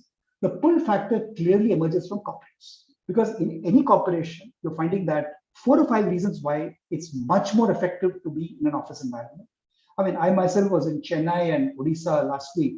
I had a real joy to interact with clients, interact with government, sit across a table with 10, 12 people, brainstorm, go and do whiteboarding, etc. Now, you could argue, I'm a tech guy, that there's enough tech capability where you can do whiteboarding, you can do stuff on the internet. But for heaven's sake, how long are we going to look at a Zoom screen? So I think what we're finding is that the employees or the people who have to be managed want to be collaborative. The managers, the supervisors, the leaders are saying, bring these guys back, because I mean, clearly not effective managing a team when I have to talk on 14 different Zoom screens and worry about whether somebody is on video, not on video, etc. It was fun while it lasted, but can we now put a stop to this, please? We're also finding, and there's enough data to prove this, there's huge isolation issues. People are finding it difficult to be socially connected any longer. Okay, and it's nice to say that, look, okay, we'll have all these wonderful games that HR will organize, which will be played on Zoom, on WebEx, on Teams, etc. But it's just not the same. So in all the physical offsites we've had over the last 12 months, I mean, people have been almost like crying with relief, saying it's so much of a relief to be back collaborating with others. So I think that's my basic theme, that for an individual reason, for a leader and a management reason, and definitely for an organization reason, there's tremendous reason to believe that the hybrid model will go away. And as I said, we've been working very happily from our office for the last 1 year. We did have, of course, when the second wave hit Pune, we did have enforced 4.5 week lockdown. But very quickly, the commissioner said, okay, maybe you can just start 4 hours and we're back at work. So it is definitely, like, I'm also on the board of State Bank of India, and State Bank now has a work from anywhere policy. So wherever there is a need, I mean, the Bombay local trains are not working, we've made it eminently possible for people to work from home. But the logic is, if you can come to office, come, your office seat will be available for you. We're not hot desking. We're not making you feel like a pariah in your own office. And we will ensure that the work from office environment is as good as it always was, and in emergency working. In America, of course, Delta variant and everything else we worry about are problems.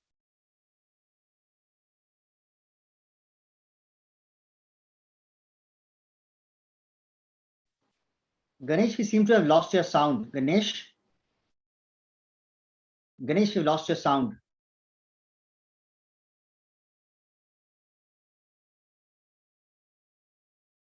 Okay, so I think, Sanket, you can hear me, right?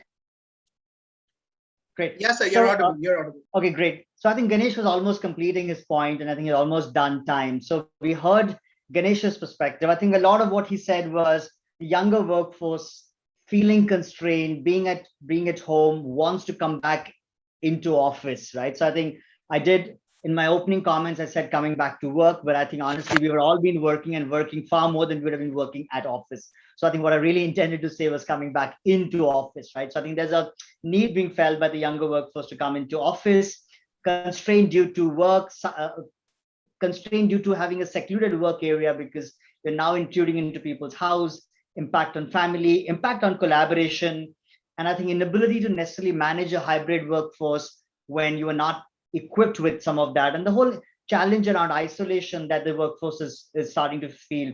Those are early perspectives that Dr. Ganesh has offered.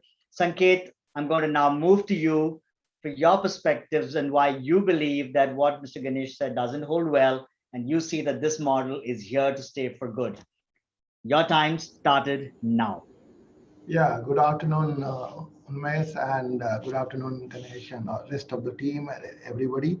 I think definitely, when Ganesh speaks, nobody, you have points which are strong and difficult to defend. But let me give a different perspective a little bit, which is, when we are reviewing the consumer sentiments, and which includes a lot of young, old, and various kind of profile of people, employees and associates in our organizations all across, what we are seeing that over last 2 years, many of them are reflecting and at looking back at life and work. There is a reflection which is happening, and they're doing it with a little bit more perspective, and they're making different choices. Some of the choices have been small incremental choices, but many are radical changes. We are seeing the trend. The radical changes, maybe somebody are saying that I will move closer to my parents, I'll move closer to small cities, I will have a sustainable living. The mental health and wellness, all are getting awareness level are getting up and everything. And I'm saying this out of the context of the office. I'll come back to that topic. I think there is a change which is happening among all people, and as organization, it is extremely important we understand where our employees' reflections are, and how do we adapt so that we achieve well-being, safety of the employee, but we should not miss out the productivity. So that's the key challenge, and for me, that's the problem definition. And when we hear regarding workplace choice, it is not that people are asking, give me remote working, give me working from the office. People are not asking that. People are asking choice. Where and how I do my work, allow me the choice. And that is very important. And that's what all people are asking, and it is evolving. I still do not have the full answer, evolving. And we are all learning many things during the first wave, the second wave, it's changing. But few things which is looking quite obvious, very, very clear. First and foremost is that no default workplace. I do not think the definition of workplace is going to change. That's for sure. That trend is happening. It can be from remote. It can be hybrid, most likely hybrid, or it can be hyper-local offices. It can be it all depends on the need of the work, which will need. There are some jobs which are more of very, very repetitive, some jobs which is creative, some jobs will be different. So there will be a mix of need state, and that defines the workplace. So that will be the first change we are seeing first time. Second, no limitations. Today's people are telling us that don't limit, that you can come 2 days, you can come 5 days, you can come 3 hours, you can come 2 hours, all that limitation. We had a flexible policy earlier also. There were limit you can take, ask your manager. So I think the best thing is to allow the manager and the employees to decide what best works for that. Yes, that will bring in a lot of challenges on how do you plan the infrastructure, how do you multiple other things, but that's the second trend we are seeing. The third, the sweet spot of the ratio will evolve. Some jobs will have 100%. For example, manufacturing means it's 100%, and when you meet customer, it may be 90%. But there are some jobs definitely which will be more on. So that sweet spot will evolve for sure. And what I believe strongly that when I say hybrid, it can be 70-30, it can be 90-10, it can be 10-90, but it will evolve. What I see is that HR leaders are leading this transition and shaping it by approach of do it and learn it rather than learn it all, I know it all, and that kind of, this is the right solution fit in. I see that trend, and I strongly believe in what Ganesh told definitely has points, strong points, which we cannot ignore. But I believe that will be some in between which will come into play. Great. Thank you very much, Sanket. I think a lot of your perspective was really offered around employees' needs and wants and choice making. And I think somewhere what you believe is that we need to allow employees the voice to be able to define the golden, like in German say, the golden meter or the golden middle, if you be, of what works for them and what works for the organization, and therefore leaders or supervisors who are representatives, if you be, of the organization in this case. And I think I also like the point that you made, saying a lot of this golden middle will look very different for different businesses, different industries, and also within industries will also be about evolution and life stage of an organization, right? Because depending upon how much of digitalization journey a particular organization has gone down or gone around, they will have a much more appetite to be able to digest a hybrid workforce. And of course, I think the other one is we're all learning, right? There wasn't the future of work was a concept that was being talked about for the last 5 odd years or more, and we all HR leaders have deliberated on it and thought about it, but I think it's accelerated the need to implement it today, and we are all in a truly agile model, building it and implementing it as we go, learning fast as we move forward. We are end of round 1, and this is logically the time when we should do a poll, and let's see if the poll works. So I'm going to request my team that's helping me at CII to try and throw up the poll. And the poll is, again, the question is the same. The hybrid model probably would not last. And we want to do a check on agree and disagree. All of you who are live, either on YouTube or on Zoom, if you can try and respond to the poll. And I'm going to try and pick the scores. I'm looking at my phone because I'm expecting the results to be beamed to me here. So as soon as I see that, we will move forward. So can we have the poll, please?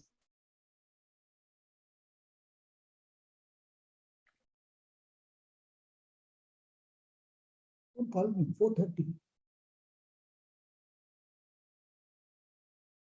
Yes.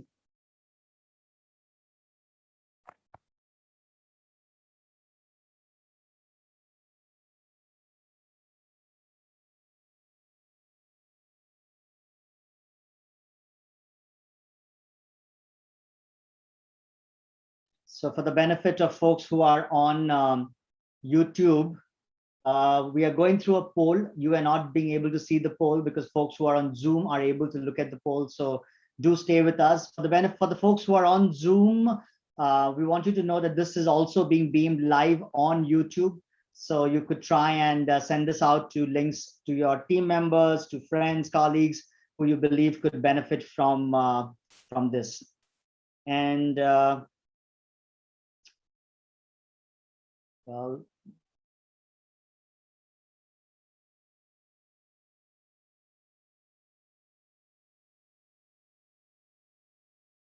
I'm getting pings from people that they have done the poll, and hopefully we should get some early reaction to the poll. But I think I'm hoping, Ganesh, that you are sharpening the saw in the interim and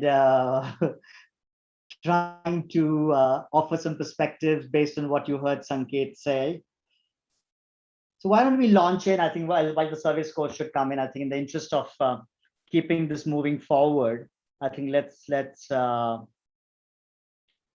keep this rolling. There are some technical issues, I guess, that the team is facing, but let's keep rolling. So Ganesh, you heard Sanket's perspectives. I think would really want you to try and dig in a bit deeper and think of this really from an organization perspective, as an entrepreneur or a CEO's lens, to say why this will work, why this will not work. I'm also worried a lot about what we heard in the opening plenary speech, really about culture, really about values. How do we sustain some of that, and how do we make some of that real in an environment where you're going to be so hybrid and so virtual? There are other elements to be worried about around inclusion, etc. As we play this out, are there some people that would have a positive benefit because they can come into work? So there are so many things to be looked at, but I want you to really wear the org hat and go at it again. Ganesh, over to you for the next 4 odd minutes. Your time started now. Sure. As you folks will all remember in high school mathematics, you always had a theorem at the end of which you used to write QED, which is, okay, we have demonstrated that it is true. In a sense, in the last 20 minutes, we have demonstrated that this algorithm that we're talking about is true. Because my voice faded because my speaker collapsed at the end of some 3 minutes. We have a problem on this Zoom poll. My friend Apurva Nagpal is saying, what poll? Okay, so this is a classic demonstration of why this thing can't work. And the reason I'm saying this is, and Sanket said very correctly, that look, so many people took this as an opportunity to go off to their hometown. They went to the Amravatis and the Sanglis if you were in Pune, and they went to the Tuticorins and the Trivandrums if you were in South. But at the end of it, with all blessings to Prime Minister Modi and the National Optic Fiber Network, etc., we are living in a very uneven bandwidth country. I mean, I've had frustration on whatever little hair I have left by tearing out, and people saying, sir, I can't hear, my electricity has failed, my Wi-Fi is not working, there is a little puddle outside my house because of which I can't hear anything you're saying. I'm like, come back to office, guys. Okay, because we cannot continue this company like this. So I think that is one. And in America, my daughter has a farm 1 hour from New York where she lives. She is able to get the same 100 Mbps bandwidth as she from the farm as she is from New York. But this is not the US. So this is a place where people in services, people, etc., will have to come to proximity of offices. I think that's one point. So I think the point that Sanket rightly made about the flexibility of being in your hometown is wonderful for the employee. But the fact is that if you've chosen to come to a city because you want a healthy salary and you maybe want a different life, sadly, that is what your work entails and demands. So I think there is no getting away from that. The second, of course, is this concept of flexi time, which is very right. And what Sanket said is right. I mean, even in our own organization, if somebody says, look, I mean, my baby's nanny is taken off today and I need to go at 3 o'clock because today for 3 hours I'll work from home, the logical answer is yes.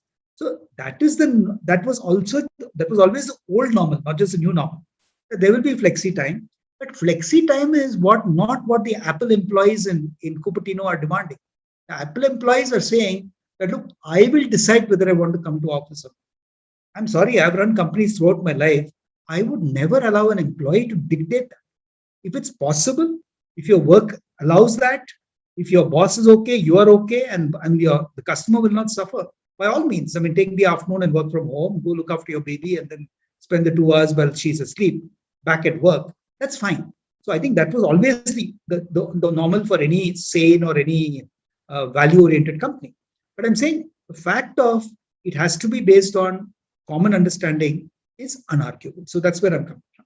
And I think Sanket talked about the sweet spot. I also agree that there will be a sweet spot that will emerge. The sweet spot will also emerge that, like manufacturing companies naturally, for physical reasons, have to be in office.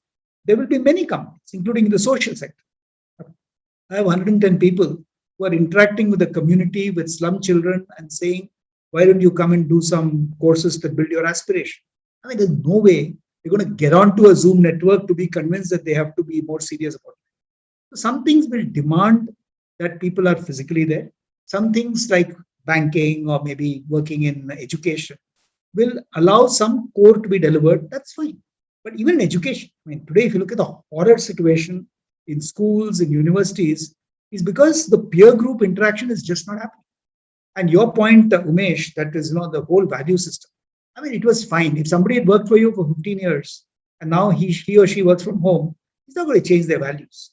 But imagine when you're hiring 400 people from campuses, people don't know what your organization purpose is, what you stand for, and they start off working from home. And for the first 8 months, they're working from home. What rubs off on the organization? I mean, what do they even understand about what the goals, what the values, what the purpose of the organization is?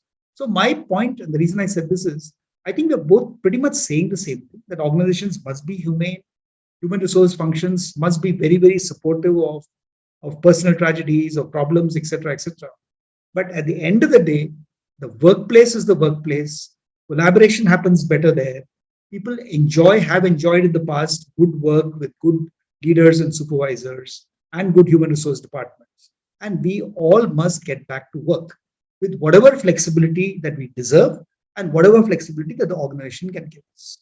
So QED, I really think that we must get back to work.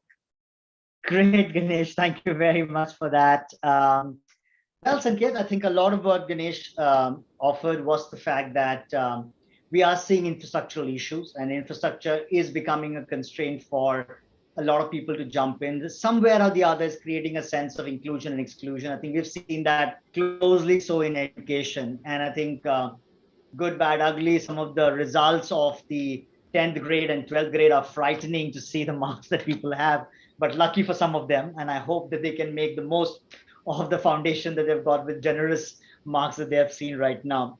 But I think also making great larger social impact happen digitally is challenging. And I think the bigger element around how do you infuse purpose, culture of an organization, especially so when right through the pandemic over the last 16 months, people have been hiring. There are people who are joining the organization, people who are exiting the organization, but most of folks who have come on board, how do you integrate them? How do you really truly help them understand the ethos of the organization and the power of the peer network really coming to bear? I think those are points that Ganesh offered. Finally, I'm going to come back to you, Sanket, to try and drive home your perspectives on what do you think is going to happen. Sanket, over to you. Yeah, so I think there is no denying fact that there are multiple jobs where office is an important space. I believe office serve five, for sake of jargon, I say 5C. For simplicity, it's all about creativity. It's all about connections. It's all about collaboration. It's all about celebration, and it's all about communication. So these 5Cs are the critical aspect for a very, very clear office work. But we must understand that today we have the second wave. No one knows, is the third wave, fourth wave, fifth wave, or is there another corona plus virus? We do not know. So safety and well-being, the kind of pain and sorrows we have seen over last multiple cycle. For me, it was third, because last year I was in China going through the same stuff. So the point was, we have seen people suffering. We have seen the mental issues coming up. So one of the responsibility of organization, all of us, and even if you see, even if Q2 or whatever the quarterly results you have seen, organization have done well in terms of profitabilities and everything. So employees have played a very critical part, and we have a responsibility for their well-being and safety. So there are very, very important. So what I, as a business leader, what I do not know the answer, but what I need, from all the HR leaders who are sitting here, how do you design it? And I'm design, our processes so that these 5 C's which I'm talking about is not missed out. So that is, and here we need proactive leaders, to work with business leader, proactive HR leaders, to work in business leaders, to find solutions so that we are able to balance it out, the good part of the office, but we need to also look at what are the challenges we can face. As we are going through different parts of the world at a different kind of stage, we are seeing, there are a few risks we must understand and be careful. Okay. For example, as you all talked about, is the 2-tier system, class system. Okay. You have set of people who are coming to office, set of people who want to stay home. So you don't start differentiating. Tomorrow, somebody is operating out of Trivandrum, somebody is operating out of Mumbai, somebody comes out that I will pay the Trivandrum people less salary and these people more salary because the house cost rent is all different out. So all these issues will come for sure. Let me very, very clear. And somebody can say, and there has been issues in some organization across the world, you put additional surveillance to track and everything all about. So there are productivity is the issue. So there will be issues coming up. But I think the critical decision, which as leaders, as HR business partner, we need their insights and help, is that how do we balance the good part of the offices and also not create all these class sector, challenges, and created processes which can take advantage and provide safety and well-being. So what I believe is that, there will be a sweet spot depending on the job type. If a job is more of creativity and where you need, really strong collaboration to drive it forward because diverse team can better solution, definitely I would see, this also puts both opportunity and challenges in talent management, because whatever you see connections, which I say informal connections in office space and everything shows, you get to know the talent, you get to understand, finally there are all good people, all people are good. Finally, you are comfortable with somebody. That's how the life of organization moves on. So I think there will be issues of talent management, but there are opportunity of talent management. For example, for an organization like us, where we are struggling with diversity earlier, with the new this flexibility helped us to move our number to 40-45%. So the point is the way you look at. But what I feel is that there will be a sweet spot. It will never go back to 100% office system, and there will be a balance depending on the job, and that's the way forward. And we all, as a business leader, need the support of HR leaders to help us to find solution and design processes which really helps us to arrive at the 5C, which I talk of: creativity, connection, collaboration, celebration, and communication. Very, very, very nicely put, Sanket. Thank you very much. And I think you couldn't have said it better. Honestly, at the end of round 2, I think where we are landing is that there is no right or wrong answer to this. I think the answer really is the fact that different businesses, different industries will have to embrace what is right for them. But the fact of the model is we are not going to be in an environment where people are going to be 100% working from home. We are going to be in an environment where people are going to come back to office for various reasons, either because they have an infrastructure constraint, whether it is they're working from a place that doesn't offer the kind of internet infrastructure, or just they don't have the space to be able to do dedicated thinking around that. This may force organizations to have multinodal offices which are closer to where people stay, and therefore people can come back into the large offices when they need to, especially when there is one-to-many communication sessions happening, collaboration session happening, whiteboarding sessions happening. But then when they need to do dedicated work, they can potentially either do it from home or do it from their client side or do it from a possible co-working space which is closest to where they are, and therefore save themselves from the commute and the burnout that they were going through because of the commute. And I think, like you rightly said, Sanket, I think there's a big role for business and HR to really partner in and making the hybrid model really successful. And I think I'm going to take a little bit from what Mr. Forbes said in his opening comment and really try and put some frame around this. I think there's a real opportunity to really look at jobs and tasks. And that's what I think the hybrid model is offering us right now, to really question, to say, which jobs are required and should we re-architect the jobs differently if we are to allow that flex to happen. And there's a true opportunity here to allow for greater inclusion in the organization, bring newer talent segments that did not exist before by reconstructing jobs differently, and really question some of the tasks to say, do certain things need to be done in the particular manner? Because the pandemic has brought in a decent amount of agility and decision making.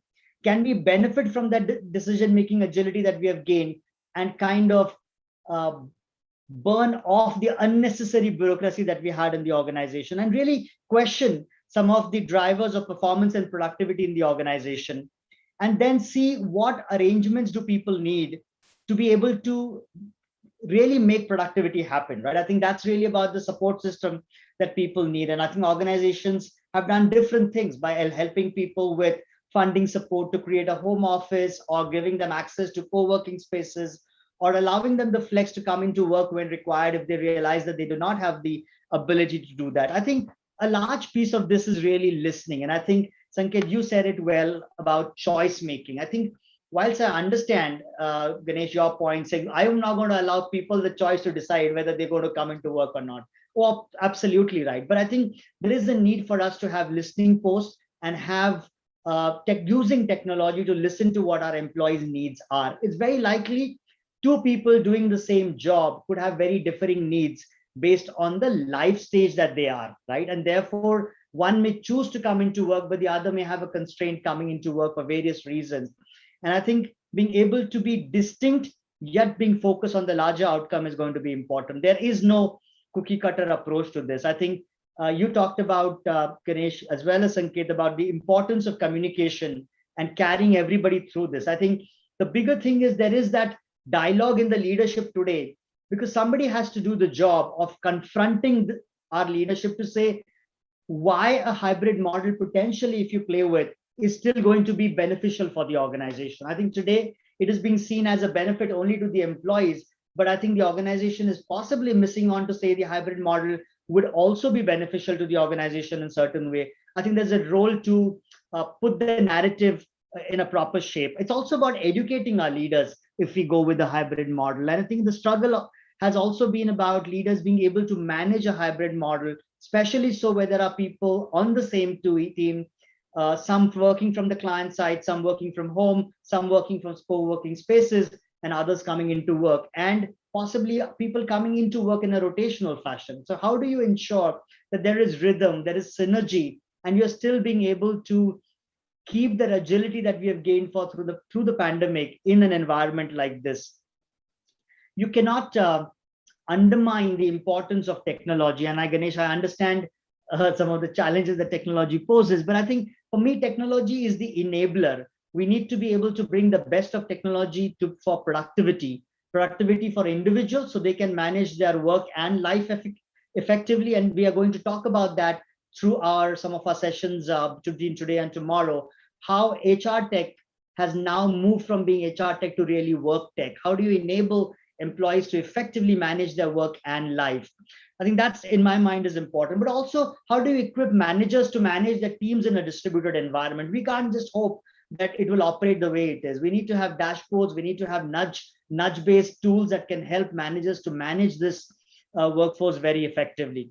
Last but not the least, I think it's important to test if this hybrid model is helping accentuate and accelerate the culture and values of your organization, and what you need to do to be able to build the blocks differently to be able to move your culture and values forward. And in doing all of this, I think the test really is to say, are we really laying the foundation as business leaders, as HR leaders, of building an organization that is truly engaging, truly fair, inspiring, and meaningful, and creating something as a legacy for the future?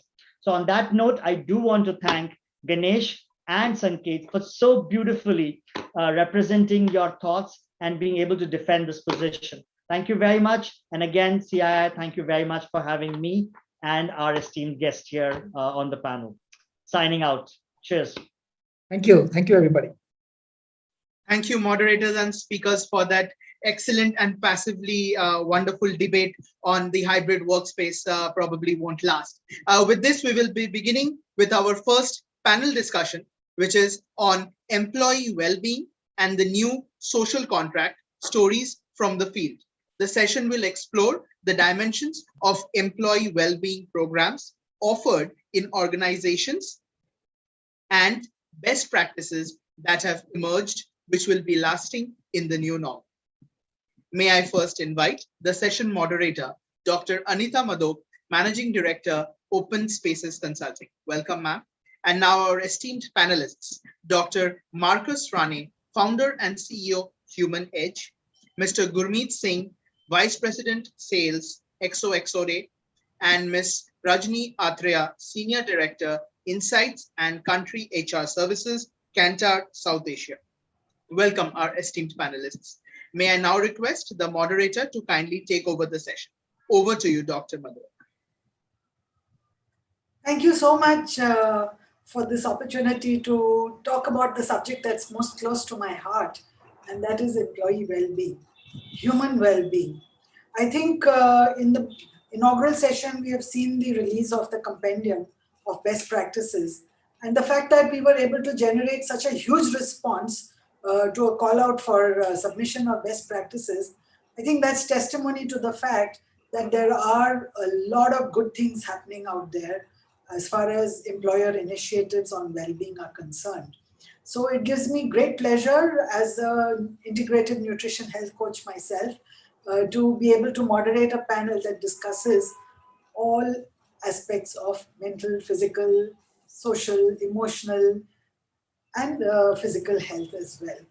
So thank you so much for the opportunity. I'd like to welcome Dr. Marcus Rane, Founder and CEO of Human Edge, Mr. Gurmeet Singh, VP Sales, Zozo Day, and Rajni Atreya, Chief HR and Insights Officer of Kantar. I'll start by briefly introducing the three speakers, and then we get into a very exciting discussion, lots of questions that we have ahead. We have learned from COVID-19 and its impact on everything else related to work that employee well-being is now a business imperative. Taking care of your employees' mental and physical health is a part of protecting your best assets, and that is people and human beings. 62% of employees globally consider mental health to be a top challenge during the COVID crisis. That's a big amount. And this was as per a McKinsey study in November 2020, much before the second wave hit and Delta variants hit the world. So today is probably much more. Those companies that provided mental health support, only 1 out of 6 actually felt supported. So companies are doing a lot out there, but people are not being able to receive that. They don't feel so supported. 87% of employees expect their employer to support them in balancing work and personal commitments, as per Glassdoor. So there are many ways in which employee well-being is being addressed by employers. You can see that from our compendium. Suicide helplines, counselors on board, yoga classes, stress management, happiness initiatives, fitness, nutrition counseling, management of lifestyle-related disorders like diabetes, etc., health coaching services, ergonomics like standing desks and other ergonomics in the office space, healthy food in canteens and snacks, and so on. Such employer initiatives for well-being need to include assessment of gaps in reported physical and mental health and measures as well to assess the reported improvements over time. So today our session is going to explore the dimensions of well-being, programs that are offered by organizations. Some best practices might be showcased, some stories from the field will come, and also tech solutions that are available to organizations to support the planning, rollout, measurement, and impact assessment of employer initiatives. So, Dr. Marcus Rane, he's our founder and CEO of Human Edge, and he's a doctor with a difference. He's a champion of well-being, planetary health, medical, media and technology, from sick care to well-being. That's where he started his journey, from sick care, and now he's coming to well-being.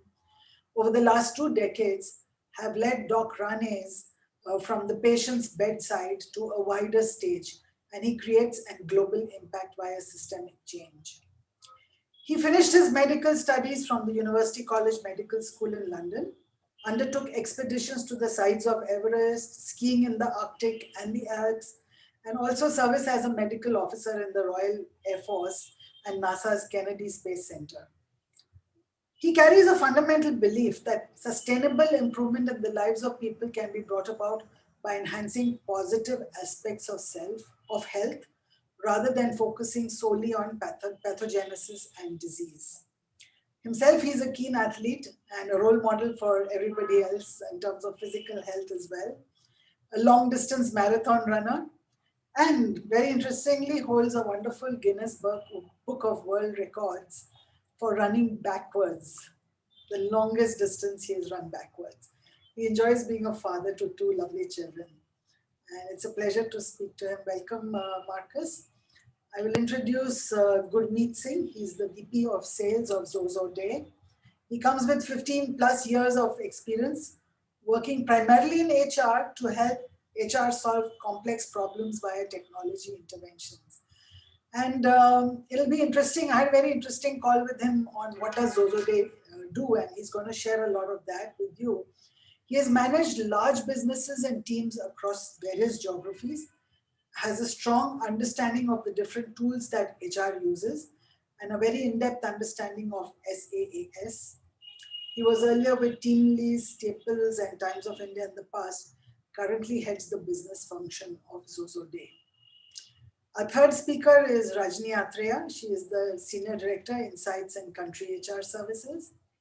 She's for Kantar, South Asia, a seasoned HR leader, about 30 years of industry experience across banking, securities, IT, market research, and she works closely with Kantar's South Asia executive leadership and drives business performance, organizational transformation, and future readiness in South Asia region. There are lots of stories she has to share with you from the field out there. But to tell you interesting fact is that Rajni holds a physics degree from the University of Madras and is an MBA from XLRI, Jamshedpur. So I'm going to open the floor to, first of all, Marcus Rane. I'm going to ask questions on employee well-being, social contract. What are your stories from the field? So Marcus, as a doctor, medical doctor, what are your perspectives on dimension of wellness, and what are the stories from your field? Thank you for having me, and thanks everyone for joining in on this weekday afternoon. I am somewhat pleased at the theme of this conversation, of course, because it's close to my heart, as I know it is yours as well, Anita. But I've been, like you, banging this drum for many, many years, and all it took was a pandemic to get us here. But at least we're here and we're talking about this now. For me, the journey really began 20 years ago when I was working with fighter pilots in the Air Force, and I first got to truly appreciate how incredible this human body is. Because even in that most extreme environment, in terms of confinement, in terms of physical G-forces and intense stress, these human beings are able to conduct themselves with such surgical precision. And of course, that journey has led me around the world doing different things. But ultimately, what I'm so grateful for of the pandemic is this global realization that we've all had, that the competitive advantage that well-being plays in our lives, not just at the individual level, which a lot of us have faced firsthand, either because of the virus or the effects in our families. We're seeing it play out at the team level in our organizations, and you very eloquently spoke about some of the major studies and challenges and data points around the world. And then, of course, at the systemic level, this has now become a national security issue, whether it's the vaccine supply demand, whether it's PPE, whether it's the role of the climate crisis in catalyzing pandemics and future responses like this. So well-being is here to stay. It is here to stay in many manifestations and flavors. And I'm really excited by what we can do individually and collectively as a group of people to move that forwards. Now, what I've noticed has been this very beautiful evolutionary curve which has taken place in India since I've been actively having these conversations over the last 12 years. In many ways, as we began this journey, it was very much a health conversation. Companies were very much engaged in diagnostic tests and executive health screens and such like. That then migrated towards a wellness conversation, and we had offerings like yoga, nutrition, Zumba, etc.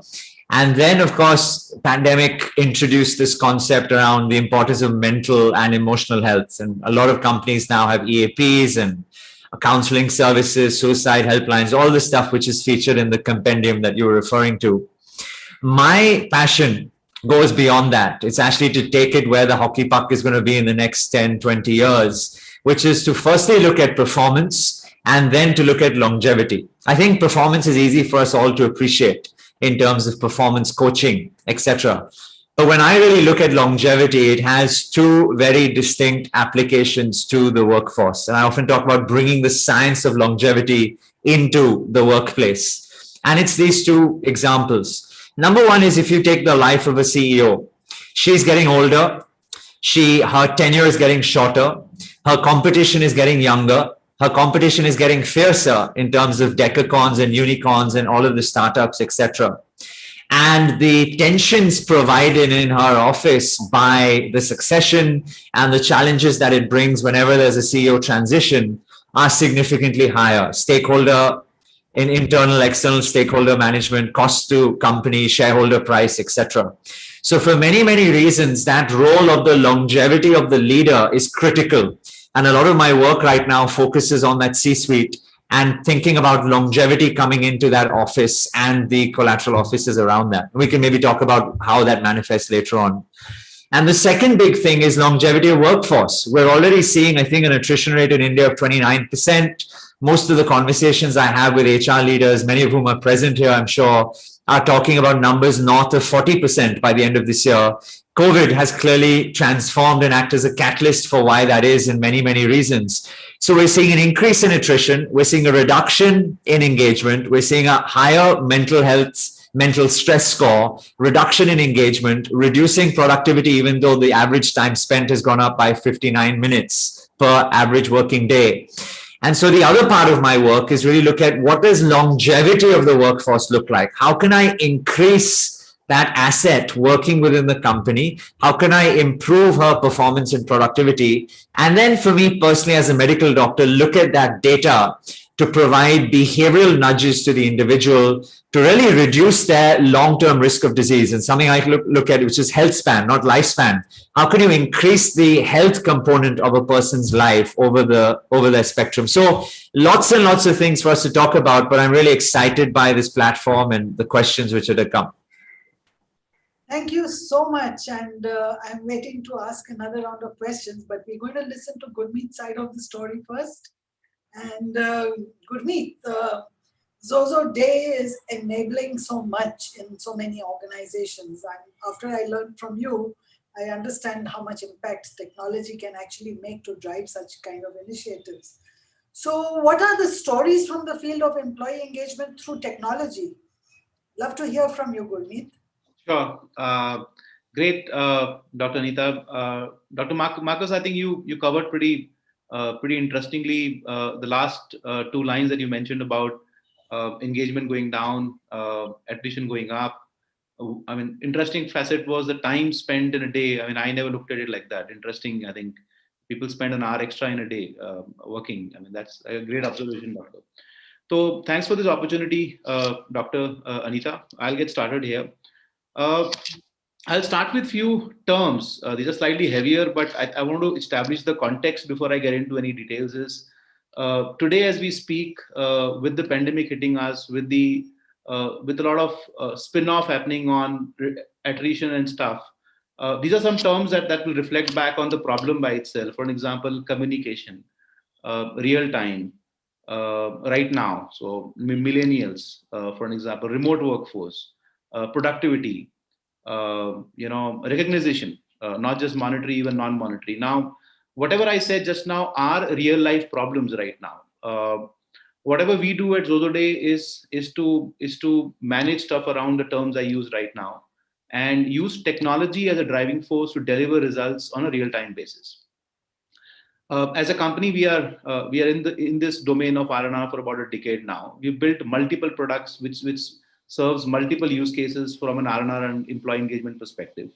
One of the most important piece in the product is the communication or the collaboration piece, which is followed by a very strong survey module, which helps you, which helps you go outside of your assumptions and get some data point and understand what is happening right now is happening right, or is it not happening right? The only way you could control something is if you were able to measure it. And that's the logic we applied, that give the HR, the business owners, the business leaders, control in hand to be able to measure mathematically what is the outcome rather assumptions. So for an example, if you want to see the happiness ratio in the organization, the only way to do that is to quantify, get a result out, and then say, okay, am I in green, am I in yellow, or am I in amber? And if I'm in amber or red, why? And that's exactly what we do. We give you those tools to get to the data point and to effectively control what's not in the right direction right now.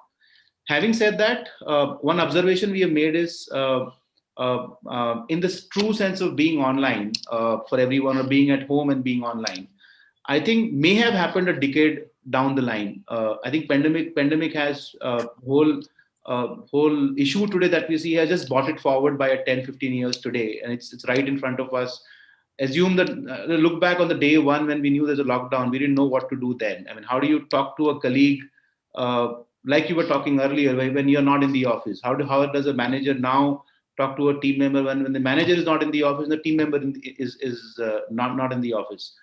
And hence, this is where Zozoday comes in. We give you technology tools that will help you deliver communication, deliver rewards, recognition, and everything real time, and everything in your ecosystem of tools and applications you might have. So HR technology has so much so happening in the technology side. Like you have an HRMS on one side, you have a collaboration platform on the other side. You want something that will work within this ecosystem and something easy to use, and that is exactly what we have built for you. Our use cases cover employer. Our use case also covers the indirect enablers for your business, maybe your dealer, distributor, channel partners. Also covers pure play monetary playing ground. So if you want to just reward your team members monetarily or your customers monetarily, our tools can very, very easily deliver that by click of a button. I think that is the space we are in. As an organization, we are headquartered in Bangalore. We present in the US, UK, and Middle East. That gives us the edge in terms of the understanding that we have from a usage perspective on the ground. I think I can go on that. At the start, I would like to submit two important observations before I hand it over to the next speaker. Is it's understood now that there is no way to deliver engagement, reward, get a person's happiness numbers or ratios unless you have something in between, like a technology enabler that will help you do that. That's point number one. Point number two is the problem statement is so big. If you look at the numbers for attrition, I don't want to just pull data out of Gallup and stuff. There's enough publicly available, but everything on the negative side by default is over 40%. If you just do a median of attrition, it'll go 40. Happiness, it'll go minus 40. You say health, it'll go above minus 40, for an example. That's a big problem. And that's the problem we are trying to solve by enabling businesses use technology and deliver these measurable results from an HR and engagement perspective. I think that's all from me. Doctor, I'll be happy to take any questions as we move forward. Thank you so much, Gurmeet. And we have all, the last 10 years or so, we have seen a lot of impact of technology in upscaling HR interventions, an enabler and delivering so much, so I'm sure there is a lot of potential. But we'll come to a deeper exploration with you in a bit. I want to listen to Rajni's stories first because she's an HR officer from a largely women-driven organization. Not only the top leadership, but also down the line, there were majority of women. So we have more compassion, we have sensitivities, we have empathies, and we have seen the tragedies during the second phase particularly. So Rajni, tell us something about the employee wellness from Kantar stories, please. Sure. So thank you, Anita. It's a pleasure to be here, and I really like the way you started saying that employee well-being is a business prerogative now, right? And it was fascinating to listen to both Gurmeet and Dr. Marcus bringing in their own perspectives. And Dr. Marcus, I really like the way you defined, the critical themes as performance and longevity from an organizational point of view, right? And you, Gurmeet, spoke about a lot of new terms and all resonating and all kind of, coming alive in the technology-enabled world. The term, completely outside of health, but the term that I most resonate with is "you're on mute," which seems to have been the most famous, words of the year last year, I suppose.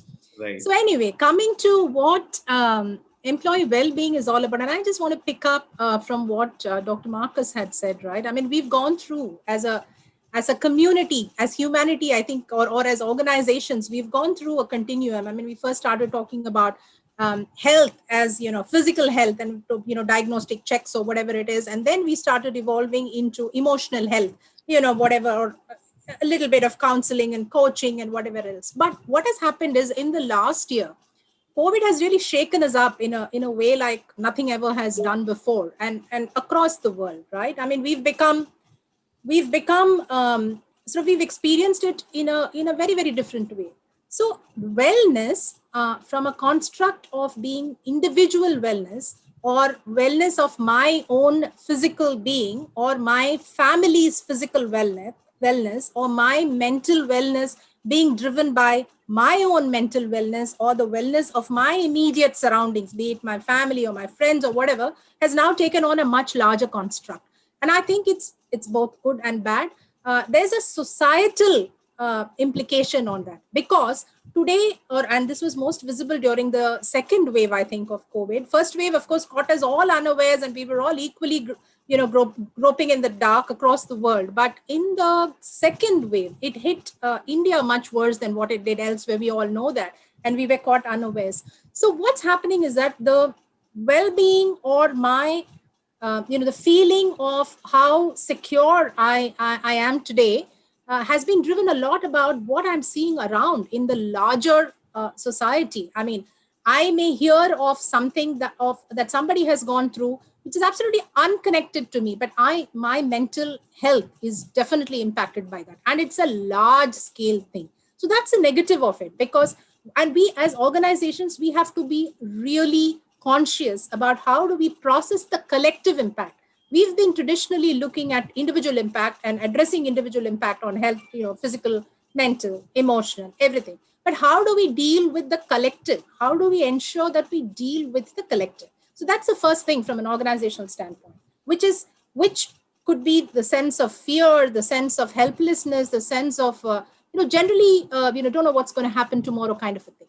But interestingly, it also has a positive. It also has built a sense of community, possibly because as a collective, we were all dealing with one common enemy in the recent past, which is the COVID virus. We've kind of come together in terms of, this whole consciousness or increased consciousness about how we can help each other, how we can reach out to each other, how well-being is important. And individual well-being or the well-being of the collective is important for the well-being of the individual and vice versa. So I think it's a very important and an interesting paradigm that has happened in terms of shifting, the construct of well-being from being very individual or immediate surrounding centric to a large, large societal centricity. So from our point of view, from a Kantar's point of view, yes, of course, we've done a lot of things from physical, financial, emotional support point of view, and we'll talk about it as we go through the discussion. But some of the new things that we've had to do in terms of processing the collective are things like, for example, we've lost a few of our employees, unfortunately, to the pandemic. We've lost a few of our extended partners, like our freelance partner system. So how do we, and so there is all this collective feeling of grief, that individually, I may not know the person, but I am feeling somehow unwell emotionally, right? So how do we process these? I mean, and some of these are what we are dealing with currently. And for example, we've had sessions with our employees. Now, other than the regular well-being sessions, which I will talk about, we've had sessions specifically focusing on how do you process the collective? How do you process collective grief, for instance? So we've had, psychologist session in terms of processing that. How do you kind of, deal with the fact that you have had a member who has lost somebody close, or who's going through their own, journey of grief. So these are some of the things that have come to the forefront in the recent experience of ours. So I would pivot it a little bit to say that well-being has now assumed proportions which are much, much wider than what we've traditionally been used to or have managed. So handing over back to you, Anita, on that. You're very right, Rajni, because, till now, health was my personal and individual issue. And I would, if I'm sick, I'd take myself to the doctor. But now I know I have a company and I can rely on that. And it's not just a company, I'm part of a larger ripple and a larger wave that's happening in society. And we're all collectively battling similar emotions and similar enemies in the form of COVID. So yes, you're right. The issues of mental health are now larger dimensions in society. And at a corporate level, you're part of that larger ripple as well. One of the statistics I had talked about in the beginning was that even though companies do provide avenues for mental health for employees, like in your case, 82% of employees do expect the company to take responsibility for that well-being. Yet only 1 in 6 persons who receives the support actually feels supported. How do we enable a person, an employee, to open up his heart and receive from what the organization has to offer as a genuine offering, rather than be tainted with the employer-employee relationship stereotypes which are there? So as a driver of well-being in your company, especially the grieving piece that you talked about, does this resonate with you, this figure, and what is your experience in Canada? Would that be different? Sure. Thanks, Anita. So, see, you're right in the sense that organizations are doing a lot, have been doing a lot, and are doing a lot. So, what they are doing is very visible. What they are doing is very visible to everybody. But how each organization is doing, how each organization is reaching out to employees is probably what defines how an employee receives that or how an employee responds to that. True. So if it is, if it is a tick box of multiple things, or it may not be, I mean, if it is perceived by the employee as a tick box of multiple things that are being done, that's something that's really not going to help. So that's one angle of that. So how the organization delivers it with heart, delivers it with empathy, delivers it with communication. You were talking about communication as a key word, Gurmeet. So how do we communicate? And what's the larger kind of a theme of consistency that you are seeing? For example, I'll give you from a Canada perspective. In Canada, we supported, or we continue to, employees continue to be our key focus. We continue to support. So there is a whole host of initiatives. For example, we kind of, and many organizations have done it. Most organizations have done it. I mean, so be it in terms of reimbursements, medical reimbursements, or vaccination drives, for example, or be it in terms of flexibility, or be it in terms of even being there, providing support, and a whole lot of things we've done. But what has really helped, I think, from our perspective, is that we enable that community connect, so that there is the perception that the organization is there, it's also part of you're also part of this whole family. So, for example, we had a whole, memorial service for employees lost, where over nearly 1,000 people from across the country had joined together virtually, where there was nothing in it. It was just a expression of appreciation or recognition, or how we deal with the laws. That's number one.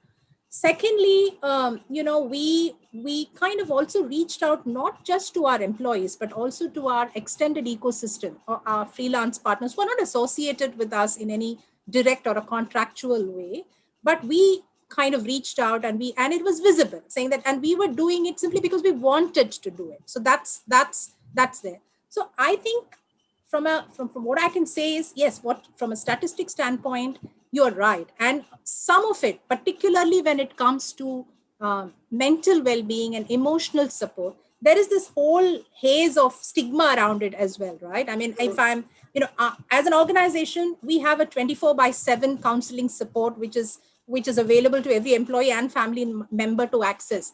But the uptake on that is very low, because while we have gone about and spoke, and this is not unique to our organization, I know it is the same everywhere. And that's because there are inherent, inhibitions in our own minds as individuals and employees. So it takes a little longer to kind of deal with it. But coming back to what we can do in terms of, making it more acceptable to employees, I think this whole building the feeling of community, our volunteer groups during the pandemic reached the maximum number of people and kind of touched the maximum number of employees and provided the maximum amount of support. So I think in terms of being able to show that heart, I think that makes a difference. That's my submission. True, and this also just the day after we found, one of the gymnasts from the USA team in the Olympics, dropping out, Simone Biles, dropping out, saying she wants to focus on her mental health. Just the day before her event, she didn't have the nerves to be able to handle the competitiveness and the stress of being in the Olympic event. So it's raising the issue at all levels, not just in organizations, but everywhere in the field of sports, in the field of every field that you see. Mental health is affecting everybody. And I think we need to look at ways of building self-sufficiency and building resilience. I know the next speaker, the next session is all about Dr. Harish Shetty speaking about how to build resilience. But I'm reminded of, when I go for a walk down the Carter Road beach in the morning in Bandra, I see these mangrove trees out there. They're in such a harsh environment, saline water, craggy rocks and wind and monsoon and all the elements they're exposed to, but yet they survive and they're growing and they're thriving. And you bring a houseplant home, and no matter how well you tenderly nurture it with so much softness and kindness, the houseplant eventually wilts and dies. You can't handle it, even if though it's meant to be. Very rarely I've seen houseplants survive. So similarly with human beings, there's a need to build some resilience, some self-sufficiency. Physically in bodies, we need to build immunity. So what's your opinion on building self-sufficiency in a population where they don't need so much emotional support and they're capable of meeting their emotional challenges, versus a population that seeks sensitivity to their emotional states and needs support from the leadership? These two states are sometimes like, the difference between giving a poor man some fish or teaching him how to fish. We'd love to know your opinion, because you're leading so many initiatives in your organization. Yes, Rajani.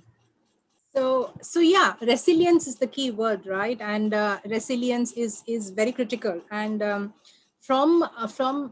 and yes, individual resilience is absolutely the most important thing. And if you look at it from an organizational frame of reference, I think the significance, or rather the focus, should be in terms of how do you bring individual resilience, or how do you enable individual resilience, which can translate into organizational resilience. But these two are interrelated, in my opinion, because individual resilience talks about how do you deal with it physically, and therefore, what are the kind of things that you do, what are the kind of physical exercises that you do to kind of build strength and stamina to be able to deal with it. Then it could talk about emotion. We could talk about emotional resilience in terms of being able to adapt to changes around. But from an organizational point of view, how can we build it in? I mean, that's where I think there is an interconnection. I think showing organizational resilience in a way has a positive effect on employees' resilience. That's my personal belief. Yeah. And it helps employees build resilience, because how is the business responding to the environment and showing resilience is something that immediately inspires me in its own way, right? So for example, again, I'm going to draw an example from my own perspective. I mean, we are a research and consulting company. A lot of our research is primary research, and it comes from survey data that is taken physically. We have multiple consultants across the country who go and physically collect data points. So when the pandemic hit us, we had to kind of overnight think through in terms of pivoting the physical data collection into digital data collection or a hybrid model. And how soon the fact that we were making really great strides very soon really had a positive effect in terms of the collective feeling of, okay, things are going to be under control soon. So that's one. So organizational resilience. Then speaking about how are we driving physical and mental resilience for our employees. There are a whole host of, I spoke about all the initiatives in terms of, emotional wellness. We have a counseling support, physical wellness. We run a lot of, physical wellness programs through the year in terms of, for example, it could be yoga, or it could even be de-stressing programs. It could be some kind of fun social engagement, well-being programs. So that's the other piece of it. Then how do you drive, financial resilience for people? I mean, you talk about it. So it's a holistic way of ensuring physical, mental, emotional, financial, business resilience, which has a kind of a mirroring effect on both sides. That's my focus on the whole person health rather than just physical or just mental health. Yeah, absolutely. Yeah, absolutely. It's about integrated point of view. Okay, I'll circle back to you on some more opinions. But for now, I want to go to Gurmeet because he's got a lot of future potential the way I see it. He's in a space which tells us where the future is headed. Gen Z, whom we are dealing with today, Gen Alpha, which is getting ready to come into the workforce. They're all born into Industry 4.0. We kind of moved along with the times and got there and eased ourselves into it. But these guys are born into this Industry 4.0, artificial intelligence, augmented reality, all the other stuff that happens. It's an inherent part of their socialization. So Gurmeet, what is the kind of future you see for your kind of product? Because it really has a potential to upscale so much. And we're already seeing so many well-being applications of phone apps and mobile apps, and I'm a user of some of them too, to scale up and reach lakhs of population where earlier a doctor could only reach a few hundred at best. So right. What's the shape of things to come? Sure. So I think from a what has been called for today is that as much as we have a tick mark, I would say a hygiene tick mark internally saying that, do I need a payroll software? Yes. Do I need a HRIS? Yes. Do I need a accounting software? Yes. What we see coming forward is there'll be a clear first yes on do I need an HRM? Do I need an employee engagement tool for the organization as an investment first? It has been optional, I would say 12, 24 months back, saying, while we do this, can we also do this? It has been optional. Now, I think just wait for another 6 months. I'm already seeing that slide up, the whole thing moving up, saying that, this is mandate, boss. We need this first. Let's look at everything else later. In fact, recruitment comes in number 3, while engagement comes on number 1 right now. And that's a very logical way of looking at it, because if you don't retain, you keep recruiting. You're on ABR, always be recruiting, which is not right from a business standpoint. So circle will move backward, wherein you would have engagement at the forefront, retention, training, technical portion of the employee in the organization in terms of education, information, learning, all of that will come a little later. It first be, let's hire the right people with right attitude and make sure we engage them well. Everything else, knowledge can be passed on if the attitude is right. As simple as that. And when I say attitude is right, on all sides, not just the employee side, the employer side, the overall ecosystem. Everybody needs to be able to understand that things have changed. Now, so that's I would say as my first submission. Few other things I think will now happen is, we're already seeing it happening now is, and this is connected to the workforce we are speaking of. So for an example, you spoke of Gen Alpha and let's say millennials, for an example. Now, the whole millennial population needs they need everything right now. I mean, and there's a very old proverb about if you delay something, it's as good as not giving it. It's as good as not giving it. So I think that is the bottom line. If you want to do something, do it right now. And peer to peer is extremely important. There has to be a sense of belongingness within the team, not just from a business standpoint, even from a buddy standpoint, in that sense within the organization. And that's exactly what we are solving. We are saying you are in a department A, and a department Z, which really talks to you. Somebody helped you with something today. Send out a thank you card right now, democratically. You don't need to worry about, can I call my senior VP and ask him, boss, can I send this thank you card to this guy because he helped me with the project? No, just send it right now. And that's exactly what we are solving. There's no money involved. It's direct appreciation, and it is extremely powerful because it is given right then and there. I think this is where we are moving as we move forward, that while there would be a lot of vertical specializations in the tech space, but I think there will be a lot of horizontal products as well, which will try to solve the whole problem from an HRIS, which is the entry point for an employee, to the exit and the engagement overall layer in every single piece. So for an example, I was talking to another prospect of ours who had this problem of engagement and all of that. Now, these guys have planned pre-joining engagement. Imagine that. I had heard it before, but I'm saying the way they have planned it, okay, this guy will come and join, this person will come and join on 1st of August. But 25th of July, I want to start engaging with this guy. What is this? This is a complete change in behavior, right? And this can't be done manually. I mean, trust me, in maybe 100 people, 200 people organization, you can manage it manually. But I'm talking about companies with 25,000 employees, 1 lakh, 100,000 employees across the world. You just can't do it if you don't have technology helping you do this. And that's exactly product like us will come into play. Again, repeating my first thing as a mandate tick mark, saying, while we need everything else, we will need this as well, mandate on our P&Ls.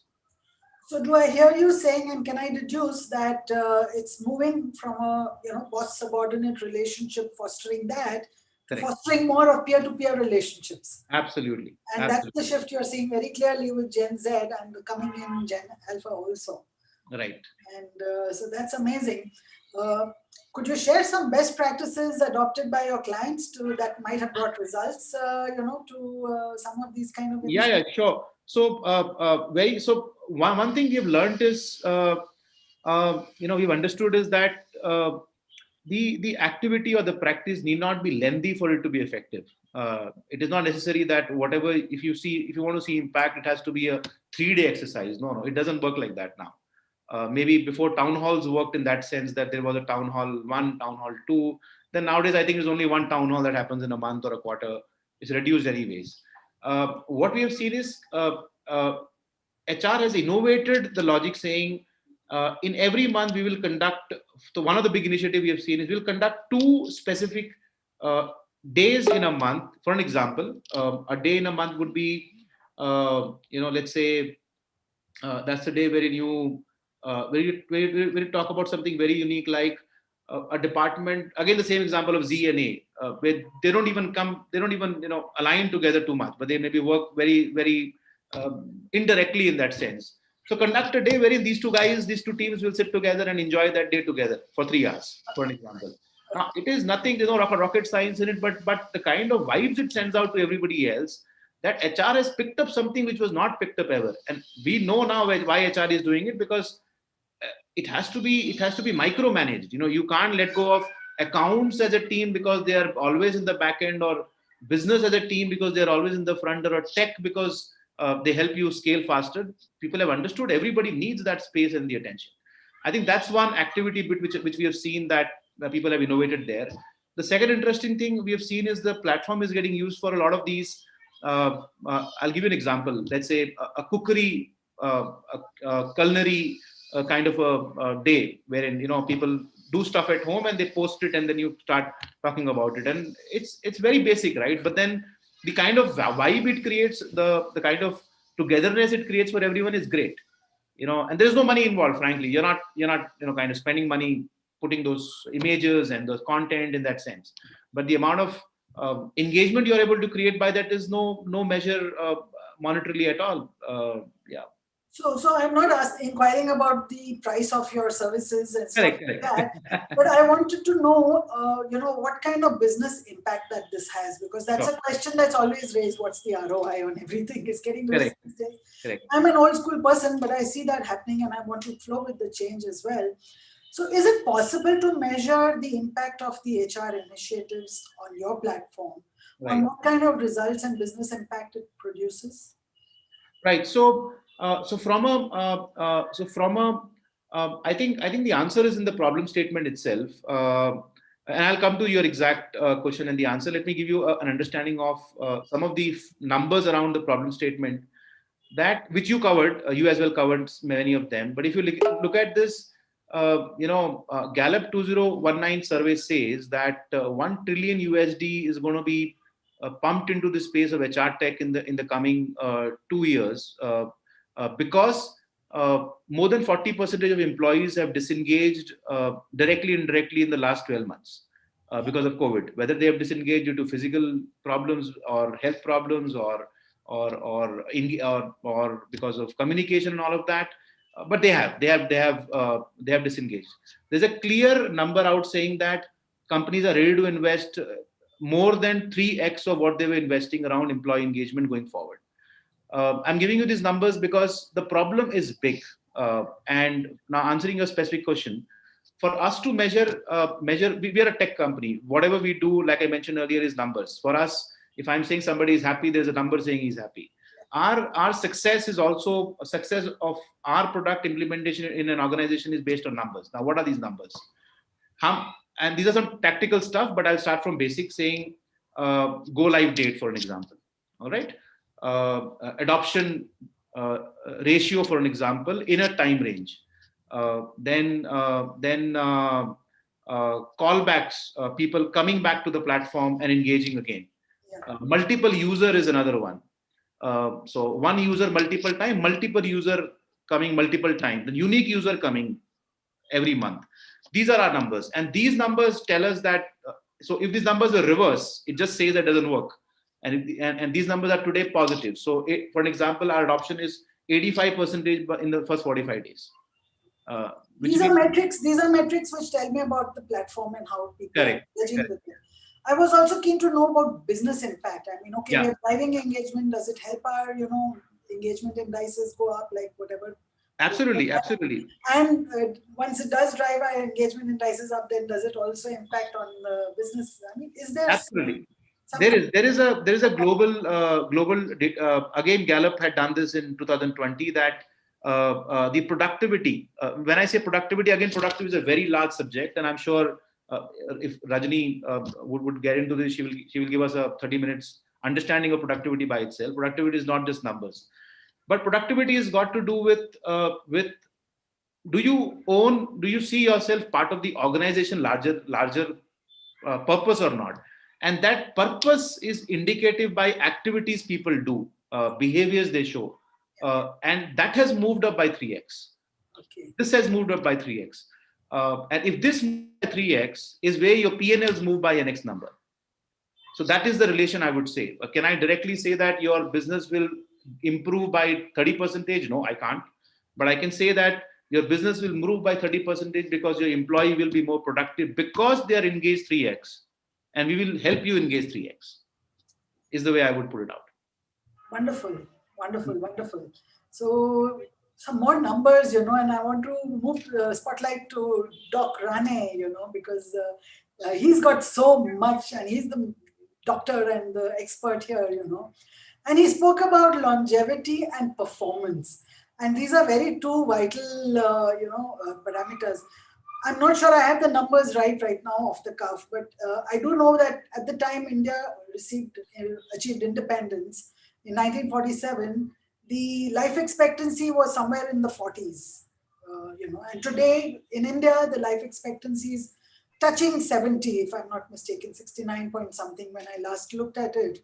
So my question is, in India, we kind of Ours is probably the only country where when you reach 58 years, you retire. Some companies, 60 years, you retire. Sometimes in academics, you can go to 65 or 68, you retire. Many other countries, it's at-will retirement. Particularly you go to Americas, Canada, it's at-will retirement. Whenever you feel you're unable to continue or your performance is suffering, then you retire. So longevity, performance, these are all increasing. We are raising the bar as far as human edge is concerned. Doc, should retirement age be increased in our country or should it be done away with? I mean, just asking you. I think this definition of what a career means has changed so much, right? I remember when I graduated, we were looking at an average person having 7 different stints through their career. I don't know how much that is now. I mean, I look at resumes every day, people who are applying for jobs, and I see stints of 12 months here, 16 months there. And of course, the old school of us think about, oh, this person, she flips around too much. Is that a good thing or a bad thing? And then you realize that maybe that's just the industry norm. And therefore, what is a career? I mean, I think of my own career. I've been a physiologist, I've been a doctor, I've been a management consultant, a venture capital, corporate employee, and now I'm an entrepreneur. And I'm not even 40 yet, and I hope to live to 120. So I've got a lot more to come. So yeah, I don't bother too much about that. For me, it's about, am I enjoying what I do today? And luckily for me, that answer is yes, every single day with a huge amount of passion. And so I think about now, how do I translate that passion to help other people enjoy the same feeling in their own job? And that obviously manifests itself through different types of programs and content and engagement, et cetera, et cetera. But that's how I view this problem. Okay. That's wonderful. So we hope you live to be 120. Well, you're going to be there with me, so we're all going. Yeah. I guess we are. I mean, we're all headed in a longer, I mean, unless I get knocked over by a car, which is another story. But yes, it's fine. Maybe we'll get to space also during our lifetime. So what do you think are some of the trends in the kind of services that you offer? Now, I know you moved from being a bedside doctor and like a GP kind of, you go to when you're sick, to being now this person who has large scale interventions. So what are the, particularly from the corporate sector, since we're talking about CII, or employee well-being, what kind of demands are there for your kind of services? Yeah, so, I think at a fundamental level, the problem I'm still solving, as I was when I was a doctor, is that around behavioral science, right? As a clinician, a diabetic patient may come in front of me and I'll prescribe metformin, and then I see them in 3 months and I wonder why only 2/3 of them are taking the medicine. And even today, I get invited to do a session with organizations, and nothing what I say is hard, but implementing it is hard. So that's the big problem, right? It's the behavioral science problem that we're fundamentally solving for. So we do it in a slightly unique manner, and I think you've attended some of them, and you've seen that I talk about this idea of biohacking, which is what is the one thing that you need to do today that will move you in the right direction. Only one thing, that's it. But make sure you're doing it today. So all of our programs are built on this science. How do you biohack your way towards better longevity or performance? And the flavors change. For some companies, I'm focusing very much on mental health. For others, it's very much around the new hybrid working environment and empathy and compassion, physical performance, etc. But the IP at the bottom is that. It's that biohack that I can provide to you because I know you better than you may know yourself, because I'm looking at your data. Every time you're consuming a piece of my content or engaging with me, I'm collecting data on you. So I can understand what is that intervention, that nudge that I need to provide to you right now, today, that will move you in the right direction. And so that's the secret sauce behind this. And I think the more data becomes ubiquitous, consented data, owned by the individual, but shared in an appropriate environment, the more it becomes ubiquitous, the more we composite up with wearable streams. I'm always experimenting with glucose monitors, and I see the Samsung there, Fitbits, Apples, etc. So many new streams of data coming on. I'm very excited. In 10 years, what I can do for you will be exponentially more than what I can do for you today. But it's a really exciting journey. Yeah, I love the concept of biohacking because I really biohacked my own diabetes 2 years ago and I got the doctor to de-prescribe me. I see that as a big trend now, reversing chronic disorders. Yeah. Increasing number of people are kind of getting into that stream as well. Yeah. So, so lots of things can happen, and there are many, many, many dimensions to well-being. Of course, physical, you take care of the body, definitely emotional, mental, spiritual, and much beyond that, metaphysical as well. As a medical doctor with lots and lots and huge amount of research, what kind of synergy do you see coming, in the world today with all the different approaches and the various aspects of well-being? Where does it all get to an integrative health perspective? I think the big learning that I've personally have had as well over the last 20 plus years is this idea of moving upstream, right? Our entire system, the way we prescribe and practice health, is focused on disease, as well as how a lot of the manifestations of that in terms of engagement also happen from the corporate world, right? We're still very focused on the treatment aspect, but I think the big realization and movement is now happening more and more towards the preventative aspect, looking at the individual holistically, creating those behavioral nudges which will prevent those downstream implications of cost, disease, sickness, disenfranchisement, as we were talking about, disengagement, etc. So I think that's the big goal, that's the big direction. How can I create that appropriate nudge as upstream as possible, and that just compounds over a period of time? Okay, that's wonderful. I think it's a great perspective we have built here today. So many takeaways for our audience. But before we close, I have one question which I'd love everybody to do as a kind of a roundup question and also to lead into the next session, which is famous psychiatrist Dr. Harish Sethi talking about resilience, emotional resilience. So I'm taking the word resilience because to me that is really a way to go, in the forward into the future as far as employee well-being is concerned. So I'd like each one of you to make a statement, one minute statement on what does resilience mean to you and how do you see it going forward in the future. So Dr. Rane, you can start, please. I'll be obtuse. I'll say that I'm a big believer in anti-fragility over resiliency, the opportunity to learn from challenge, to grow and be a stronger version for yourself and those around you. We see it in nature, biology, evolution, DNA, everything is based on the idea of anti-fragility. And that's how I like to live my life. But the big mantra that I've been practicing over the last 18 months, especially since I had COVID as well as a frontline medic, has been self-care and self-love is not selfish. Absolutely. I love that statement. Self-care and self-love is not selfish. It's just building your internal strength and your own systems within you. And while human nature is very fragile, we acknowledge that.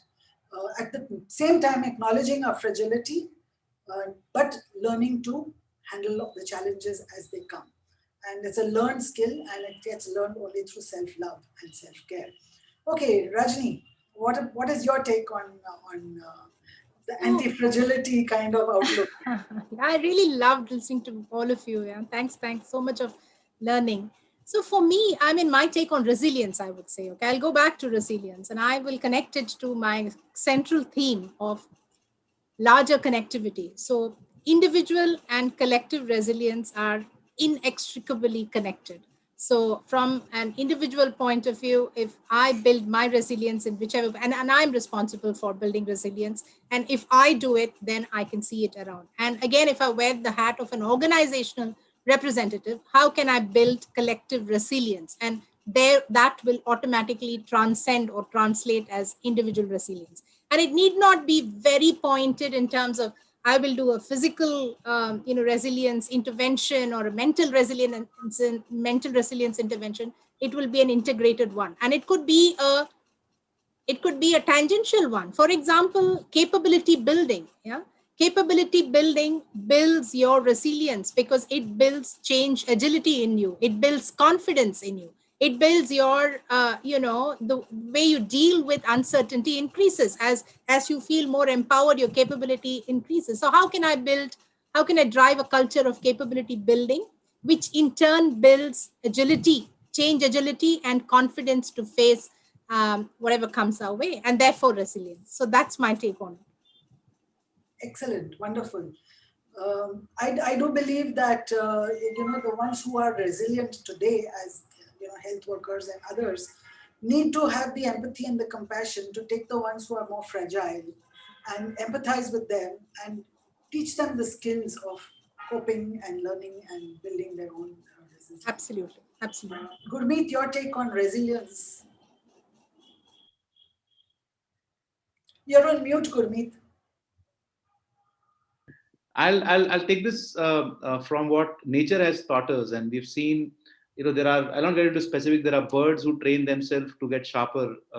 There is a birds who really trouble themselves to become stronger. Nature has taught us this, and my belief is I am only as strong as or as weak as what I talk to myself about mentally, or how I train myself about physically.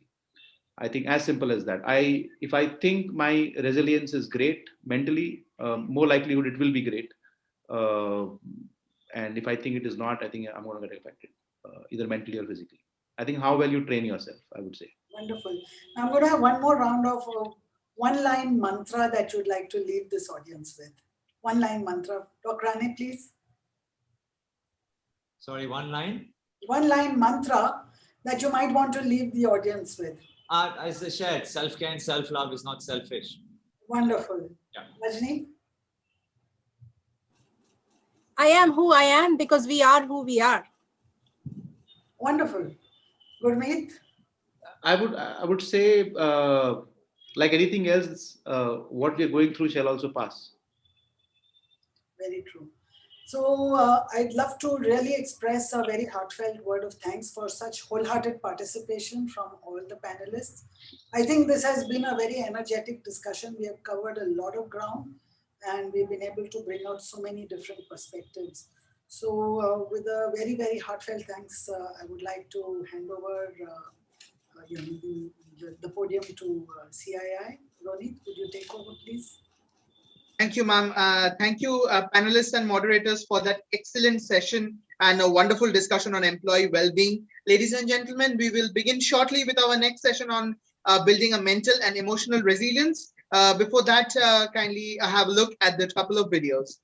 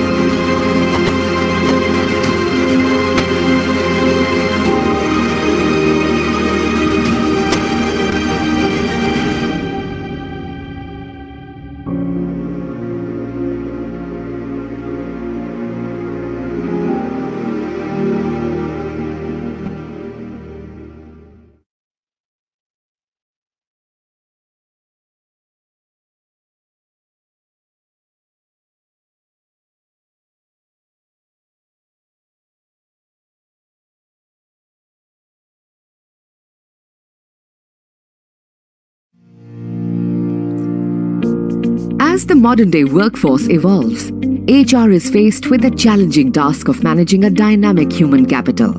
However, many organizations still use outdated and disintegrated HCM solutions, which often lead to reluctant and poor user adoption. So why not make life simple, even at work?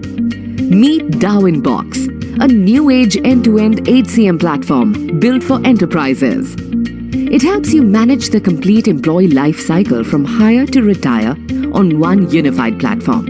With a mobile-first and intuitive user experience, Darwin Box is flexible to configure and easy to integrate. Darwin Box's recruitment and onboarding module makes your entire hiring process effective. From raising requisitions to hiring workflows to sending out digital offer letters, this module empowers you to make smarter business decisions. As Darwin Box becomes your organization's single source of truth, you get to manage complex functional structures with customizable workflows. With easy access to employee data and history, paired with effective permission controls, say hello to intelligent record keeping.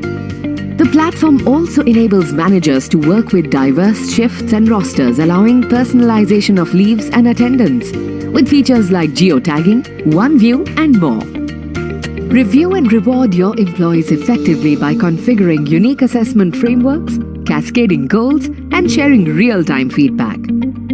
Our comprehensive suite allows you to identify, award, and retain your high performers. With the talent management module also on the mobile, instant and holistic feedback is always a click away. It offers an automated 4-step payroll to help you manage varied salary structures.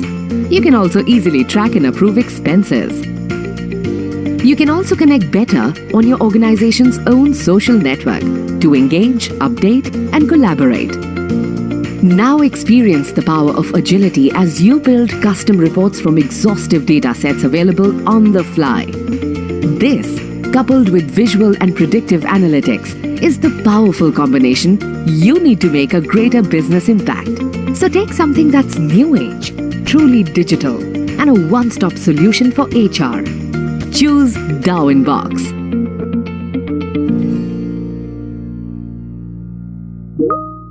Ladies and gentlemen, we are now beginning with our expert session on building mental and emotional resilience dealing with loss.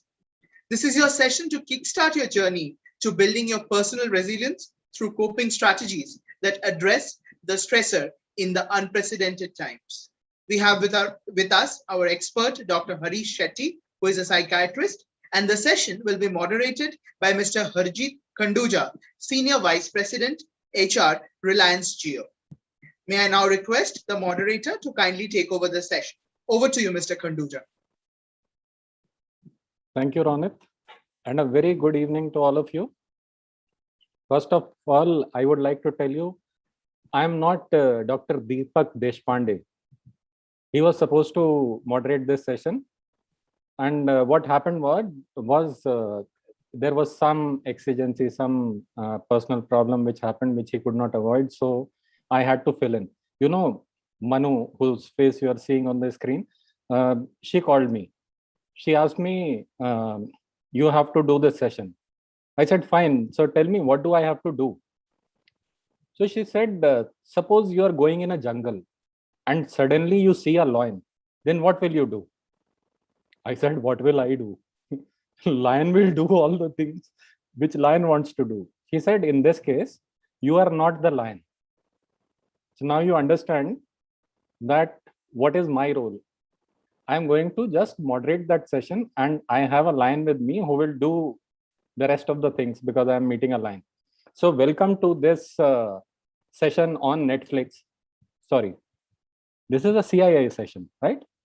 Actually, I'm so hooked on to Netflix nowadays. When you sit at home, you don't have anything else to do.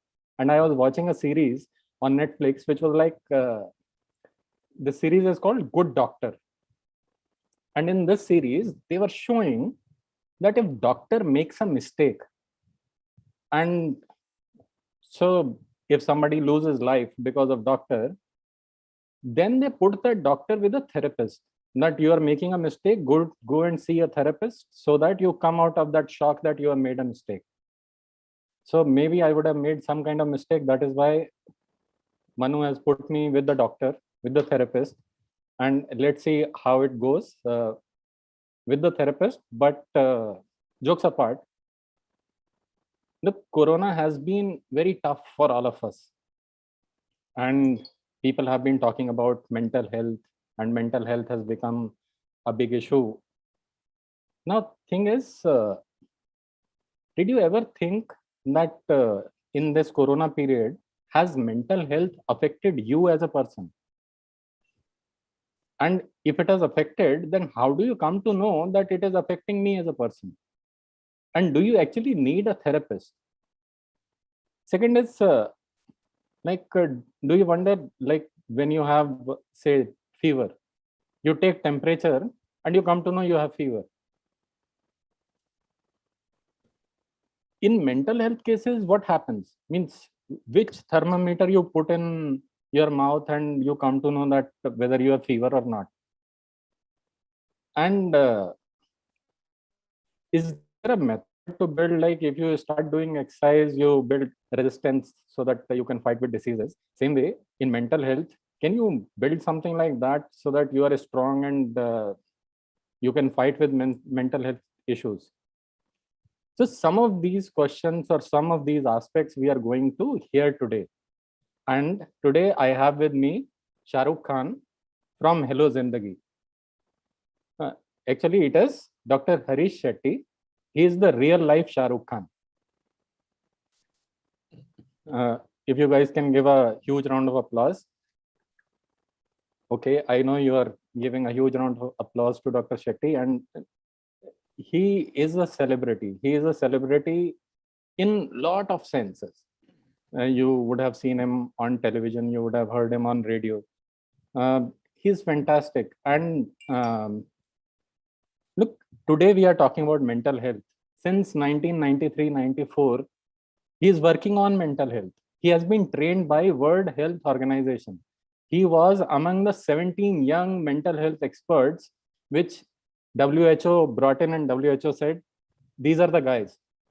1993, I did not even start my career then. Today, he trains judiciary, law enforcing agencies, doctors, students, and whatnot.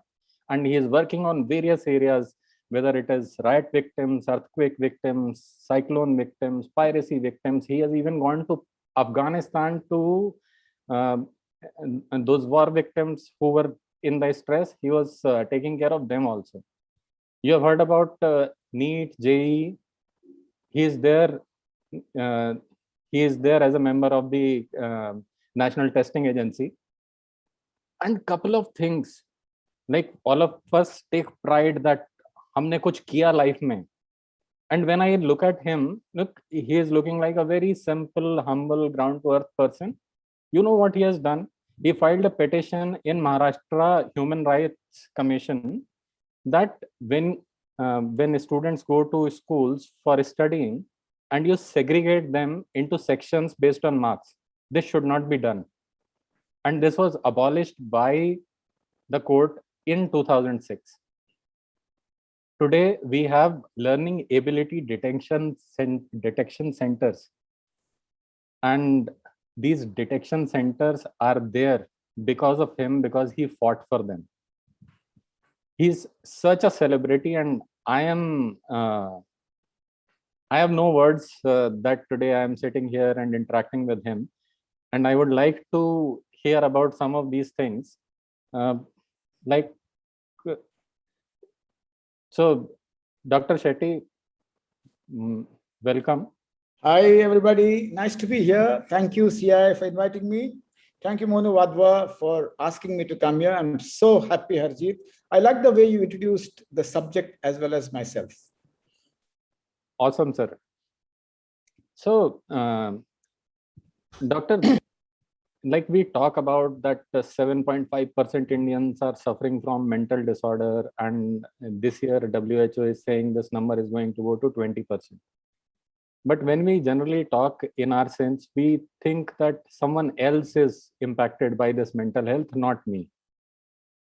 So if I as an individual want to understand whether I am the victim of mental health, how should I identify that I need some support on my mental health issues? Thank you for that lovely question. Harjeet, I've been affected by the disaster like all of us. So if I feel that I'm not able to sleep as I was sleeping earlier, it takes time for me to really go to sleep most of the days.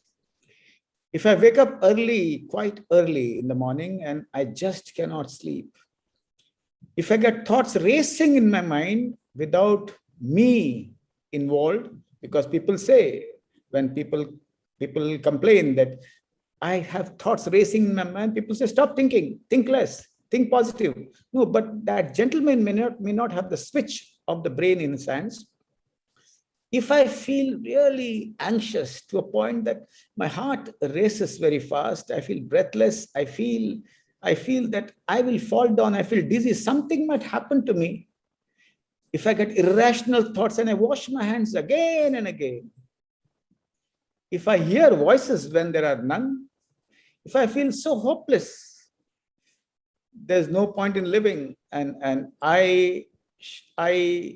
I'm a burden to everybody, if I feel worthless, if I feel crying without reason, if I feel like being holed out inside a room, if I feel irritable, angry, so angry that I want to hurt somebody or hurt myself, if I feel strange, and if there's any change in behavior which lasts for a few days, please go for a mental checkup, as you would go when you have a chest pain, as you would go when your head bleeds. So these are some of the conditions, but any change in behavior is a signal for going to a mental checkup, and all corporates should include mental health checkup in their list of checkups with the psychologist in their team or with the psychiatrist in the team. Early identification will cause more productivity. Early identification will bring harmony and good relationships in the company. And also, there are two terms I would like to share. When somebody comes to you in your office and he's sick, let us not carry out victim reinforcement. Let's provide recovery rewards. If he recovers and comes back, I will reward him. So thereby, mental health awareness increases, stigma goes away, and the gentleman feels my company wants me to recover fast, and I should really do something about it. Harjeet, in the pandemic, all of us are affected. Each one has lost an acquaintance, loved one, friend, neighbor. And all of us have a sense of fear. And that is because of three reasons. One is the most important difference between any disaster and a pandemic is the impact phase is approximately around 18 months. Earlier, there's a disaster, earthquake happens, it's over. Riots happen, few days, it's over. A cyclone comes and it's over. This virus is attacking us incessantly for the last 18 months. Second, it's an invisible virus. You don't see the enemy. And third is, which is very important, is you can't be close to your loved one when he's in hospital. You can't hug him. You can't kiss him. You can't hold his hand. You can't help him cry. And we cannot be close to our loved ones when he or she has passed away. The next most important difference is 4 lakh plus people have died in the country. 30 million people have recovered. So the magnitude of the disaster would mean a lot of your employees would fall sick. And the smart corporate would find ways of dealing with it early, not procrastinating, not looking at as something which will heal.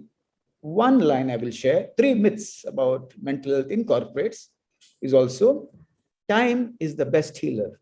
Friends, time is not always the best healer. Intervention helps.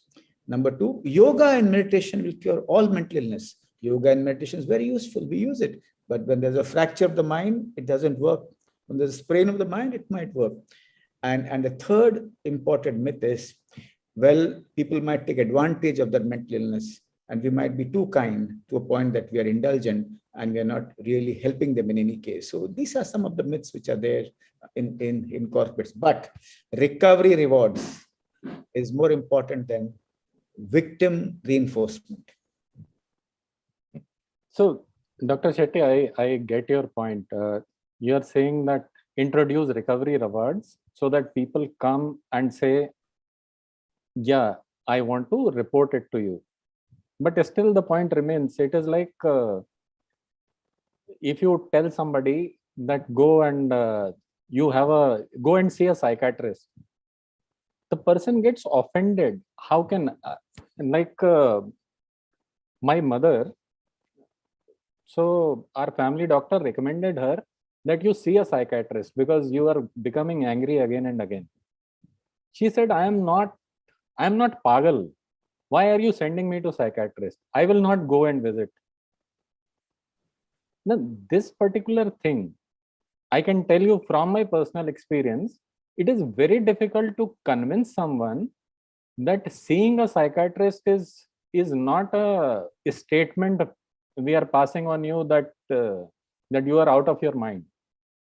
So, Nick, can you guide us how to deal with these cases and how to take away this stigma from the whole piece of meeting, say, a psychiatrist? Thank you, Arjit. I'm so delighted that you asked this question. Well, in life, meaning of communication is the response you get. So if we don't get the response through a desired communication, we need to change the way we communicate. So transacting the science is more important than informing. Why? Because mental health is still in the realm of elicitation and not inquiry, which means, well, if I have to ask Harjit about malaria, I can straight away ask him, do you have fever with chills? And he'll answer it. It's inquiry. Whereas mental health, because of the stigma and poor awareness, it's still in the realm of elicitation. Harjit ji, kaise lagta hai aapko? Then I'll go slowly. So how do we transact that he or she needs to actually go to a mental professional? Number one, there are 5 types of people on this earth. Not very crudely, but there could be many more types. One is the obedient. HR ने कहा तो मैं जाऊंगा. I have faith in the HR. Harjit Singh told me I will go. Number 2, second is the emotional.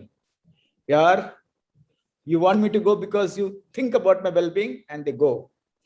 The third is the obsessive or the meticulous. He will have 100 questions, 200 questions, but ultimately he goes when the stick falls on his head. Fourth are very cognitive. They need evidences, and then they get convinced and they go. The fifth also are those in the family. If your mother is told by somebody whom she trusts, बेटा को तो बहुत difficult होता है, somebody, यार ये तो इन्हें तो मैं जानता हूँ जी, ये तो कहेंगे तो मैं जरूर जाऊंगा, ये तो अपना बेटा तो वेला है, वो तो कहता रहता है. I'm joking. And the last is this paranoid guys. Why is the HR sending me? I'm sure that he or she has something to do. But HRs also have a mandate and a mantle. And they have to learn the art of negotiating mental health, not informing about mental health. So there are so many techniques by which we can help somebody to go. But at the same time, I have 3 observations in the corporates. If the senior HR manager has been mentally ill at some point of time in their life, they are very sensitive to every employee. If the CEO or the MD or somebody is in touch with psychiatrists and has had a pleasant experience, he or she is very, very comforting and very, very helpful towards all employees. So in India, personal change and personal beliefs influences even systems and standards of belief. And I will appeal to every HR here. Well, it's easy to exclude the mentally ill. It needs creativity to get the best out of them. Because you never know, in your factory or in your company, at least 10% of them are going to mental health professionals without informing you because they're worried. But if you openly say that you have a mental health policy of inclusion, and if you say that I will slot you after recovery at a place where I feel will be useful, and that is my creativity, and I will do it. That's the HR I'm looking for. And I've met so many of them in different corporates who are really so creative, evolving, that they assist, empower, and lift the person who has been mentally ill back to his job. Because, Harjit, say for example, Harish Shetty is depressed and he's working for you. I've recovered in 12 weeks. And if I do not get a conducive environment in the company, if I'm seen very suspiciously, very condescendingly, if I'm even told that he is not good, my recovery is impeded. I don't recover. So HR professionals are my allies, are my partners, and they are my colleagues in helping the mentally ill recover as soon as they can. Thank you, Dr. Harish. In fact, I was thinking of one share of Ghalib. So, Ghalib said, उसने मजाक में पागल कहा मुझे, हर शख्स ने हाथ में पत्थर उठा लिया. The society in which we operate, it is not that just companies change, then the whole thing will change. It is the society we live in. So do you think that this entire piece, just corporates do their thing and this will happen, or HR will have to, say, put a deep footing in certain areas of society and do something, then it will start happening? Absolutely, absolutely. Let me share 4 points. One is, I'm looking at leaders of the country, and HR professionals are the leaders of the country. As big as educationists, as big as senior judicial officers, as big as senior executives in the government. And I look at you all with a lot of hope. I look at you all with a lot of responsibility. I look at you with a lot of feeling of partnership. And so if I am an HR in a company, I would look at families of my employees as much as I look at employees. Those companies which empower, as somebody said earlier in the seminar, building capital of the families, and looking at small things. How should the child of my employees study well? How should I improve the memory of my child? How can I improve my family health?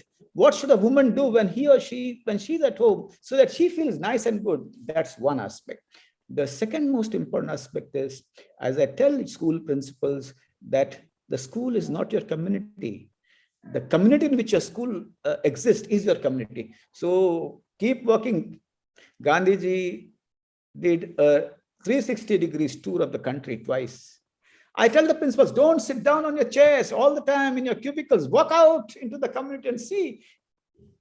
Go to the small parts of a community. See if education is an important part of their living. Similarly, HRs can partner with several agencies and build awareness on mental health, so that ultimately it will also reflect on the productivity, not of the company alone, of the country. So when HRs think about the community, their corporates will do well. And HRs think about their role much bigger than hiring people and doing a lot of great work, then I think the awareness would also go down. And as mental health professionals, I would say, and my team of 6,000 psychiatrists and probably 7,000 psychologists and many medical social workers and speech therapists and occupational therapists and physiotherapists and priests, we are ready to partner at different levels so that we make that big change in our lifetime. As somebody said, she wants to be in space in her lifetime. I love that sentence. I would say that we would make a big change. Let us move out of our safe dwellings and let us partner across borders, because each one of us is connected to the cosmos and we are part of the greater universe. Thank you, Doctor. In fact, that answers the question which I had in mind. One more thing I want to ask, like as a person, if I want to build resilience to whatever mental health issues are happening, so what should I do? Are there any tips that, okay, these 10 things you start doing, then you will be more resilient to change or more resilient to mental health issues? I think you have asked the question, and I heard the answers from the panelists before. Lovely answers, brilliant answers. But I would like to make a point. Well, resilience is not equal in all areas of life. I'll give you an example. An army officer or army jawan arguing with the rickshawala overwhelms him. He cannot win the argument with the rickshawala, does not know what to do. So sometimes I might be resilient in taking care of my family members as far as health issues are concerned. I might not be resilient to actually answer an income tax notice. I might be very, very scared and fragile when I probably deal with something which I'm not very comfortable. So we might have great resilience in one area, little less. Building resilience is a lifelong activity. And the first thing is, when you're kind, you become more resilient. Let me explore 3-4 words. Apathy, empathy, sympathy, and antipathy. I still remember my teacher, vice principal of the Nirmala College of Social Work, Kalindi Mazumdar, explaining to me. She said, Harish, when you're giving a lecture, and if there's a swimming pool in that building, and for somebody gets bored, and he goes and jumps into the swimming pool, and then starts shouting, realizing that he cannot swim. The second guy says, this lecture is not important, I should save this gentleman. He jumps again. Both cannot swim and they shout. And the third person quietly goes there, swims, brings the person out.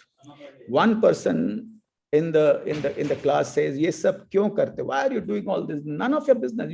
You listen to the lecture." And the others are not bothered of what happened. The person who jumped into the swimming pool without knowing swimming, apathy. The person who went to help him jump did not do swimming, apathy. The person who knew swimming and could help the other, empathy. The person who shouted at them, antipathy. And the people who did not bother, apathy. Now, building empathy is important in building resilience. Having said that, there are no 1, 2, 3, 4 trips. Look at your past life. We human beings have this ability to recall negative experiences. अपने घरों में देखो, आपने 2018 October 6th, when I woke you up, you shouted at me and you insulted me. I still remember this. My God, there have been beautiful experiences in each one of our lives, and you have crossed struggles in your life. So go back, look at all those struggles which you fought. Look at what are the nuts and bolts you used. Maybe ad hoc, maybe unconsciously, maybe spontaneously. These are the nuggets of resilience you're building inside your system, and please be aware of that. Having said this, also what is important is looking at others. Ask your grandfather, how did they come from Pakistan? Ask the people who have fought in the forefront of the freedom struggle if they have children, because institutional learning is across generations. Ask all those people who came from small villages and settled down in the cities. Ask them the stories. The nuggets of wisdom are there. So be aware of the nuggets of struggle inside your lives, and be aware of the nuggets of struggle outside. And lastly, what is extremely important also, resilience does not come over a meal, over having coffee or in a bar. It comes through struggle. It comes through pain. And struggle and pain are also joyous activities. And if your awareness is good, which means your vulnerability is empowering. I'll give you an example, and I finish in 5 seconds. If I go and tell Harjeet, yaar, business meri gayi, par main chup nahi baithunga, kuch na kuch karunga. That's empowering vulnerability. I'm not ashamed to tell Harjeet. I'm saying that I'm down, but I'll fight it out. Helpless vulnerability. Harjeet, what should I do here? I'm completely down. So please respect all the struggles you have had. They have not gone waste, and continue looking at things happening around. The biggest quality of a human being is keeping his antennas open and listening to struggles of others and learning from them. Resilience building is an ongoing process. It's not something I can tell you in point form. It's different from each one of them. In fact, while you were speaking, I actually counted the points. So one point you are saying is be kind. Second, you are saying is being aware. So if you are kind, if you are aware, chances of building resilience goes high. Third thing you are saying is struggle and pain. You go through struggle and pain and you build resilience. So like if we look at our women who are working from home, so they take care of office and then they take care of home, and sitting at home, they don't have a me time. It is like a 7-day work. And of course, office is there, children are there, and nobody understands. So they are going through a struggle. So should we say they need attention? Or should we say they are building resilience? Very good question, Harjeet. You are actually exciting me and provoking me with those questions. I love it. This me time business has been exaggerated too far. Though I respect it, I understand each one of us needs time for himself. But let's talk about we time, not me time, we time. Well, when I say that, I would say I just answered this question a few hours ago somewhere else. Home is the little universe. We are living in the larger universe. Now, scientists say there are plural about universe. There's no one universe, there are many universes. But home is the little universe.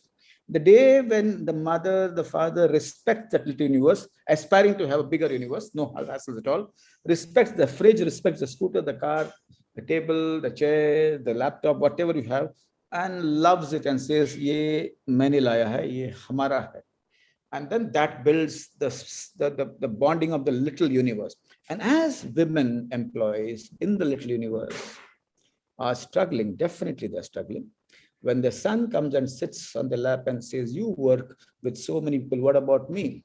The point is, I have told all women across all borders, Harjeet, waqt aaya hai ki meeting le lo subah before you start and convert yourself from being a martyr to a manager. No longer your martyrs that you have to handle everything else, which means what? Allot duties and get it executed. Even if it's executed at 50% efficiency, it's okay. Congratulate all those guys who have never washed their underwears. And even if it smells a little, 50%, if you have accepted, it's good. Don't say, I want my kitchen to be as perfect as how I do it. No, accept that they have they're crossing boundaries and entering into zones which they've never. And once they understand that I am not I, it's we, and we in action, not we in chat and we in talk. And then the house becomes imperfect. There is chaos, but with the chaos, there's a new order. The new order would mean imperfect house is a better house than a perfect house. An imperfect mother is a better wife. An imperfect family is a happy family. So I would say when you move from being a martyr to a manager, not wanting the home to be perfect, not wanting the family to be perfect, not wanting the food to be cooked 7 days a day, 7 days a week. And that revolution, if Indian women bring in their homes, then things will change. I time is important, but we time is as important, which means that, see that if you are not able to cook someday, if you're not able to get things moving, no worries at all, it's perfectly all right. And disturbed families, the change in power equation means a new equation will evolve. And it's so important, my dear women employees, no martyr, only managers. Doctor, did you meet my wife sometime? Because she started appreciating whatever I was cooking. And she made me cook more and more. So maybe she heard you somewhere or she met you and... but sir, Harjeet, you know this, the kitchen is one of the most romantic places in the life, in the home. One of the My God, Manu is going to kill me that we are discussing romance on this resilience session. Actually, Doctor, one thing which was going on in my mind, that every one of us goes through shocks. Like you said, that your mind can have a strain or it got fractured. So is there, like you told us, okay, these are the symptoms when you know that there are mental health issues. Is there a way to know, okay, when your mind is fractured and when your mind is strained, and can we do something on our own to heal that, or do we need to go to a psychiatrist to heal ourselves? Not at all, not at all. Mental health science is not complicated. A lot of things we can do ourselves. We should not be dependent completely all the time, all of us all the time, with mental health professionals. Let me start by saying that fracture of the mind is when Sain Dharavi and Switzerland looks the same. Fracture of the mind is when the best dish cooked for you doesn't appeal to you and it looks the same as something very ordinary. Fracture of the mind is when everybody is laughing and smiling or even crying at some point of time, you're not able to experience either emotion and you have anhedonia. Fracture of the mind is that even the sunshine, bright sunshine, looks like a dark day. Nothing affects you, the rain, the sun, the moonlight, the birds, the trees, the grass, the rivers, the hug from your loved ones, the chatter and the laughter of a child. Fracture of the mind. Any amount of yoga, any amount of meditation will not work. The fracture has to be healed. Just like if you have a fracture of the hand, physiotherapist can't help you till the orthopedic surgeon brings it back. And then when the healing starts, then physiotherapy actually works. So that is fracture. Or if you're hallucinating, you have suspiciousness, you hear voices, or you're washing your hands so much for years and any amount of advice has not worked, that is fracture of the mind. Sprain of the mind is I was fired by my boss, but I went and sat with HR and she explained to me the perspective. He explained to me the perspective, and I'm really satisfied. I lost my job, but my friends cheered me up. My family really cheered me. They all supported me, and I'm back, and I will fight to get a job. That is strain of the mind. I felt bad when I got less marks in my 12th or in my 10th, but okay, my parents stand by me because they accept me exactly as they are. And then I'm out of it. I'm going to fight back and do well in the future. So that is strain. But if you have to do something for yourself, remember one thing. We have the amygdaloid, which is the anger organ, which was used during the Stone Age to fight animals and protect yourself from danger. We have the prefrontal cortex, which helps us take decisions, which helps us to regulate our emotions, and which also helps us to get equanimity. We have the hippocampus, which helps us in our higher functions. Do whatever to help these parts of the brain, other parts of the brain. Some people like yoga, and they actually calm down the amygdaloid, help the hippocampus to retain a lot of information and learning, and helps the prefrontal cortex to give you decisive power in crisis. Ultimately in life, Harjeet ji, it's all about how you protect your 1200 grams inside the skull. And what do? You can do Gurbani, you can do yoga, meditation, vipassana, shunya, you can do run, you can play music.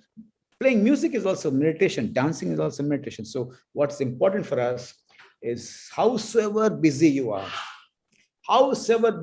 I mean, I'll tell you, people who do 20 things can do the 21st thing better. People who do not do anything, they say they have no time for all this. So my dear friends, if HR guys are the icons and the role models in your company, put it on social media, what you do for yourself. Blow it up. But not to get likes, but to provide an impetus for people around you to take care of their mental health. 3 more things. Sleep. Never play around with your sleep. Your obituary will appear much earlier. Never play around with your muscles. Exercise is a potent anti-stress and antidepressant. And the third thing, which I said first, is very, very important. In spite of all this, if things go wrong, well, mind is like a fuse. It can go off without reason. And there is no strong minds on this earth. Strong minds have open doors. When you feel down, you take help. And killing shame and seeking help is one of the most powerful attributes of the human being. And that, I think, is very important for all of us. Well, Harjeet, 10 seconds. 20 crore Indians are mentally ill. I'm not saying it. 2019, Ministry of Health and Welfare and ICMR released that data. 1 out of 7 are mentally ill. So what are we talking about? 1 in our family, extended family, is mentally ill. So let's open our eyes, lift these guys so that country progresses, the world progresses. A very deep insight. In fact, I want to talk about just an extension of this, like eating healthy. You talked about sleep. So you covered sleep, you covered exercise. Is that stomach also has to do something with mental health, that some kind of food you should eat, some kind of food you should not eat, or some of the things which you should not be doing if you want to build mental resilience? Absolutely. Number one, I kept the food away so that you'll ask me the question. I cannot digest the paratha of a Punjabi, but I can easily digest the idli of a South. So food has to be cultural. Whatever your culture has prescribed. And when you eat food, remember one thing, not what you eat, but how you eat. Are you with the food? All the six senses, the smell, the taste, the sight, the touch, all the five senses and six senses, the joy. Your maza. So are you mindful while eating is very, very important. Apart from that, what you eat is very important. What you eat has to be from your culture, has to have all the micronutrients, which means vitamins, the iron, so your hemoglobin has to be right, the vitamins have to be right, and you need all nutrients. And number three about the food is, see that food which remains in the gut for long is not good food. So I know a lot of non-vegetarians will fight with me, but it's perfectly all right. I'm a non-vegetarian, but meat remains in the system for a long time. Finely ground wheat remains in the system for a long time. So eat healthy, but eat what you like, what you love. Palate is as important as the gut. So indulge with the palate occasionally, but respect the gut much more than the palate. And that I think is very, very important. Also, if you're stressed, remember, there are two hormones, the appetite suppressant hormone and the appetite stimulating hormone. When you're stressed, the appetite suppressant hormone sleeps. And then you raid the fridge when your wife is sleeping, when your husband is sleeping, and you eat everything inside the fridge. That's a sign of stress. So it's very important to understand what you eat. And also, Harjeet, there's one whiskey. I forget the name of the whiskey. It's known as Black Dog. Have you heard about that? Yeah. No, I'm not talking about the whiskey in this conference. I'm talking about Black Dog, which is a film made by the WHO, 4-minute movie. I would request each one to see. Stress, they say, is an antidepressant and mild antidepressant. It's a stress buster. Exercise is an antidepressant and a stress buster. Black Dog is the word which Winston Churchill gave for his own depression. So watch the movie Black Dog. You'll get a lot of insights also for your own mental health. That's great. So I will definitely watch Black Dog. One thing I wanted to ask you, like all of us work for say X number of hours, and it is prescribed that you should work 48 hours a week. So is there a correlation between how many hours you work in a week to your mental health situation? A lot of studies have been done, but I would like to say this. First, are you enjoying your work? I asked a teacher in a bunch of teachers, what do you do when you go home? No, what do you do for your joy when you go home? Then they gave me a lot of answers. So I am a teacher too. And I say that when I enter a class, any class, I get into a trance state and I enjoy every lecture which I give. And I learn from every lecture. I improvise. And then I feel in a trance state, there is no loss of energy. There is exhaustion and there is joy. So firstly, Arjit ji, do you enjoy your work? So if you enjoy your work, are you good every day in your work? No, not possible, not possible. 5 days you'll be good. 1 day you're forced to go because even in spite of the fact that you have a headache, you want to sit and finish your commitments. First is metaphorically, in your soul and heart, do you enjoy your work? When you enjoy your work, you can work longer. And that's the beauty of it. Your eyes shine and your cheeks glow. And also during your work, even if it's long hours, remember movement and meditation, two things are very important, which means don't be stuck at one place, keep moving, whatever you're doing. Even if you have 15 seconds to move, go up and down, go up and down. If you're doing work from home, tickle your spouse or whoever is there. No harm in giving an unsolicited hug to your spouse. It's not a crime. And they'll say, "Tu pagal ho gaya, are you crazy?" Yes, a little craziness is essential for being healthy. Number 3, micro pranayam is very important in between work. If you have a meeting and the meeting is yet to start and everybody is not joined, close your screen and just breathe deep inspiration, deep expression. Your nervous systems become balanced. You get more energy and you get more positive work. And when you don't like the work, when the boss is screaming at you all the time, he's at your neck, even 4 hours a day is difficult. That's the time I tell all employees, sir, ring up your boss and say, I need to talk to you for 5 minutes. And tell him, sir, you've never been like this, ma'am. Ma'am, you've never been like this in the past. I don't know what's happened, but I feel very uncomfortable when you say all those things. I may have made mistakes. Please tell me my mistakes and also tell me how can I correct those mistakes. This intervention is important for the health of the employee, not only for the health of the employee, but the health of the boss. Probably these small things, if we do, then 8 hours becoming 10 hours is perfectly all right. Awesome. These are some practical tips which anyone can apply, and I can tell you by experience, these things work. So I believe we are nearing our time. So any one-line closure statement from your side? Absolutely. I'm really happy to be with you all. My dear HR employees, I have tremendous respect for you because I've seen you working. I've worked with a lot of HR departments across the country. And one thing I like about you, what I learned from you, is your ability to find solutions to the most complex problems. And I would share that the brain is not made of iron or steel. It's made of neurons. There's no strong brain, strong mind. So please take care of every neuron and every cell of your body.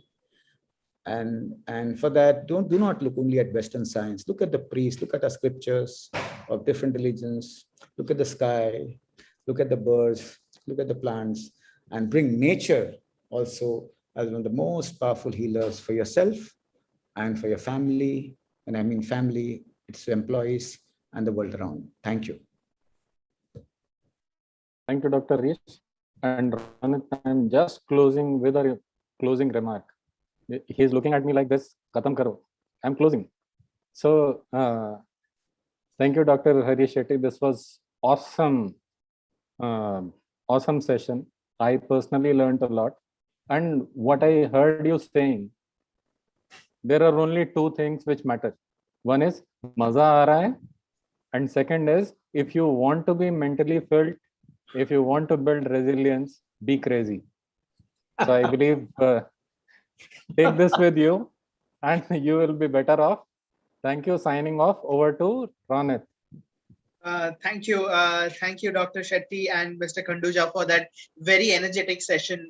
May I now invite Ms. Manu Vadva, Co-Chairman CII Western Region Subcommittee on HR and IR and Chief HR Officer, Sony Picture Networks, to kindly deliver the closing remarks for the day. Thank you. Thank you so much, Ronit. And I would just continue, Dr. Shetty, thank you so much.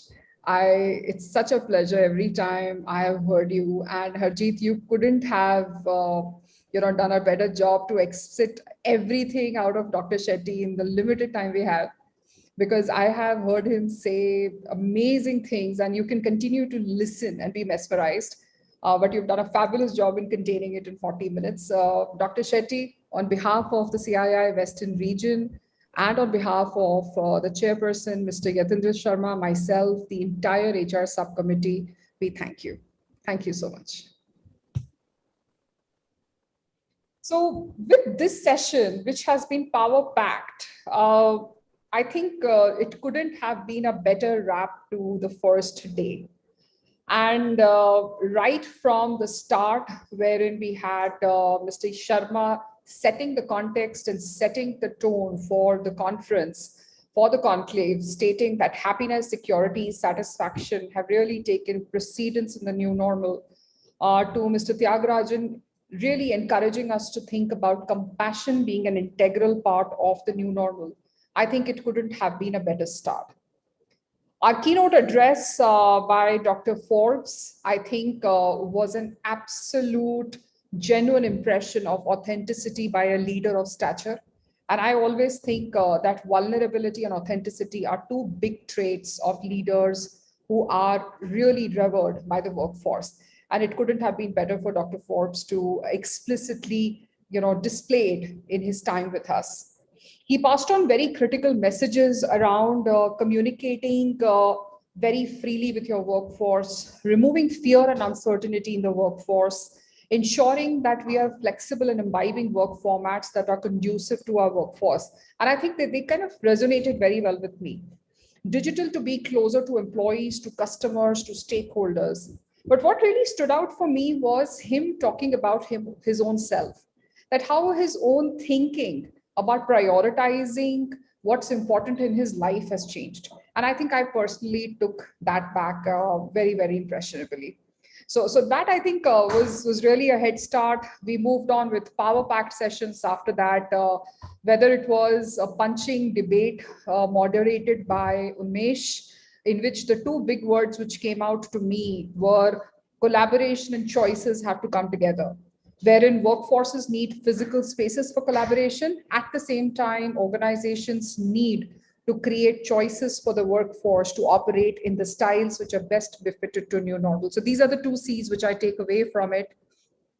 I think a beautifully moderated session by Dr. Anita on employee well-being and the lessons from the field, and all the panelists and the stakeholders who spoke about whether it is communicating real time, whether it is really remote workforce operations, productivity, recognitions, the problems of the current times. I think one of the key messages which I took away was about how technology can really come to your rescue when you're looking at managing employee well-being. So I hope you're able to take some of the lessons more, and we'd love to hear back as well from the audience through various social media platforms. The session which just went by, I think I can continue to go on and on. Once again, immense thanks to Dr. Shetty for having come, and for Harjeet, who's our subcommittee member, an integral part of setting this conclave together on some very, very hard-hitting topics on managing well-being for myself and for my company. And I think the key words which I really took away at the point is resilience. Resilience starts and ends with self-awareness. The higher you are aware, the higher is your resilience quotient. So I hope many of us will take the journey of self-awareness and possibly try our best to enhance our resilience machine. The other pieces which I took away in which he spoke about was expectations from HR and how we need to broad base our contribution to the community at large, which has happened and which needs to continue to happen. His personal messages on managing well-being for myself, which were literally centered around simple themes of as simple as sleep well, make sure your muscles are exercising, make sure that when you need help, you kill shame and raise your hand and ask help. You respect your gut more than your palate, you respect your gut. Make sure that you enjoy what you do and do what you enjoy, because after that, work time will not matter. And last but not the least, for me, the most important one was show your expression of love to the people you love. So with that, I think I am personally energized to wrap the day with such an exciting set of conversations that went by, and can't wait to start tomorrow with yet another round of amazing speakers and lineups that we have kept for you. Please do come back. Enjoy the sessions tomorrow, in which we are going to go deeper into some pillars which are very critical for organizations. The first one being the entire skilling agenda, which is at the front and center for many of us, whether we are people leaders or we are department heads. The second has been centered around employee experience. How do I strengthen experience in a hybrid workplace model? And this is going to be a very, very interesting session. Please do watch out for this. HR challenges in MSME, I think they are the front and center for us, specifically in the Western region, with a large concentration of our members looking forward to it. I really look forward to this session myself, wherein I'd love to learn what are the key practices that MSMEs can adopt to manage not just the current times, but also be ready for the new normal. Power-packed session again on a masterclass on managing analytics using agility, using business analytics. So let's see what kind of brings in there. It's an amazing masterclass, would encourage you. And last but not the least, we're going to talk about what succession means and how it has changed in the new normal in terms of its significance for organizations. So tomorrow is again very action-packed, as I stated. I hope that all of you are going to come back, join us on various social media live platforms, on CII's High Forum. And till that time, I would call it a wrap of the day. Have a very good evening and stay safe, stay healthy, and come back tomorrow. Thank you so much. Thank you, ma'am. Ladies and gentlemen, with that, we bring to the end of day one for the CII Western Region HR Conclave. Looking forward to seeing you all tomorrow, again, sharp at 2 p.m. With that, I close the day one for the session. Thank you, everyone.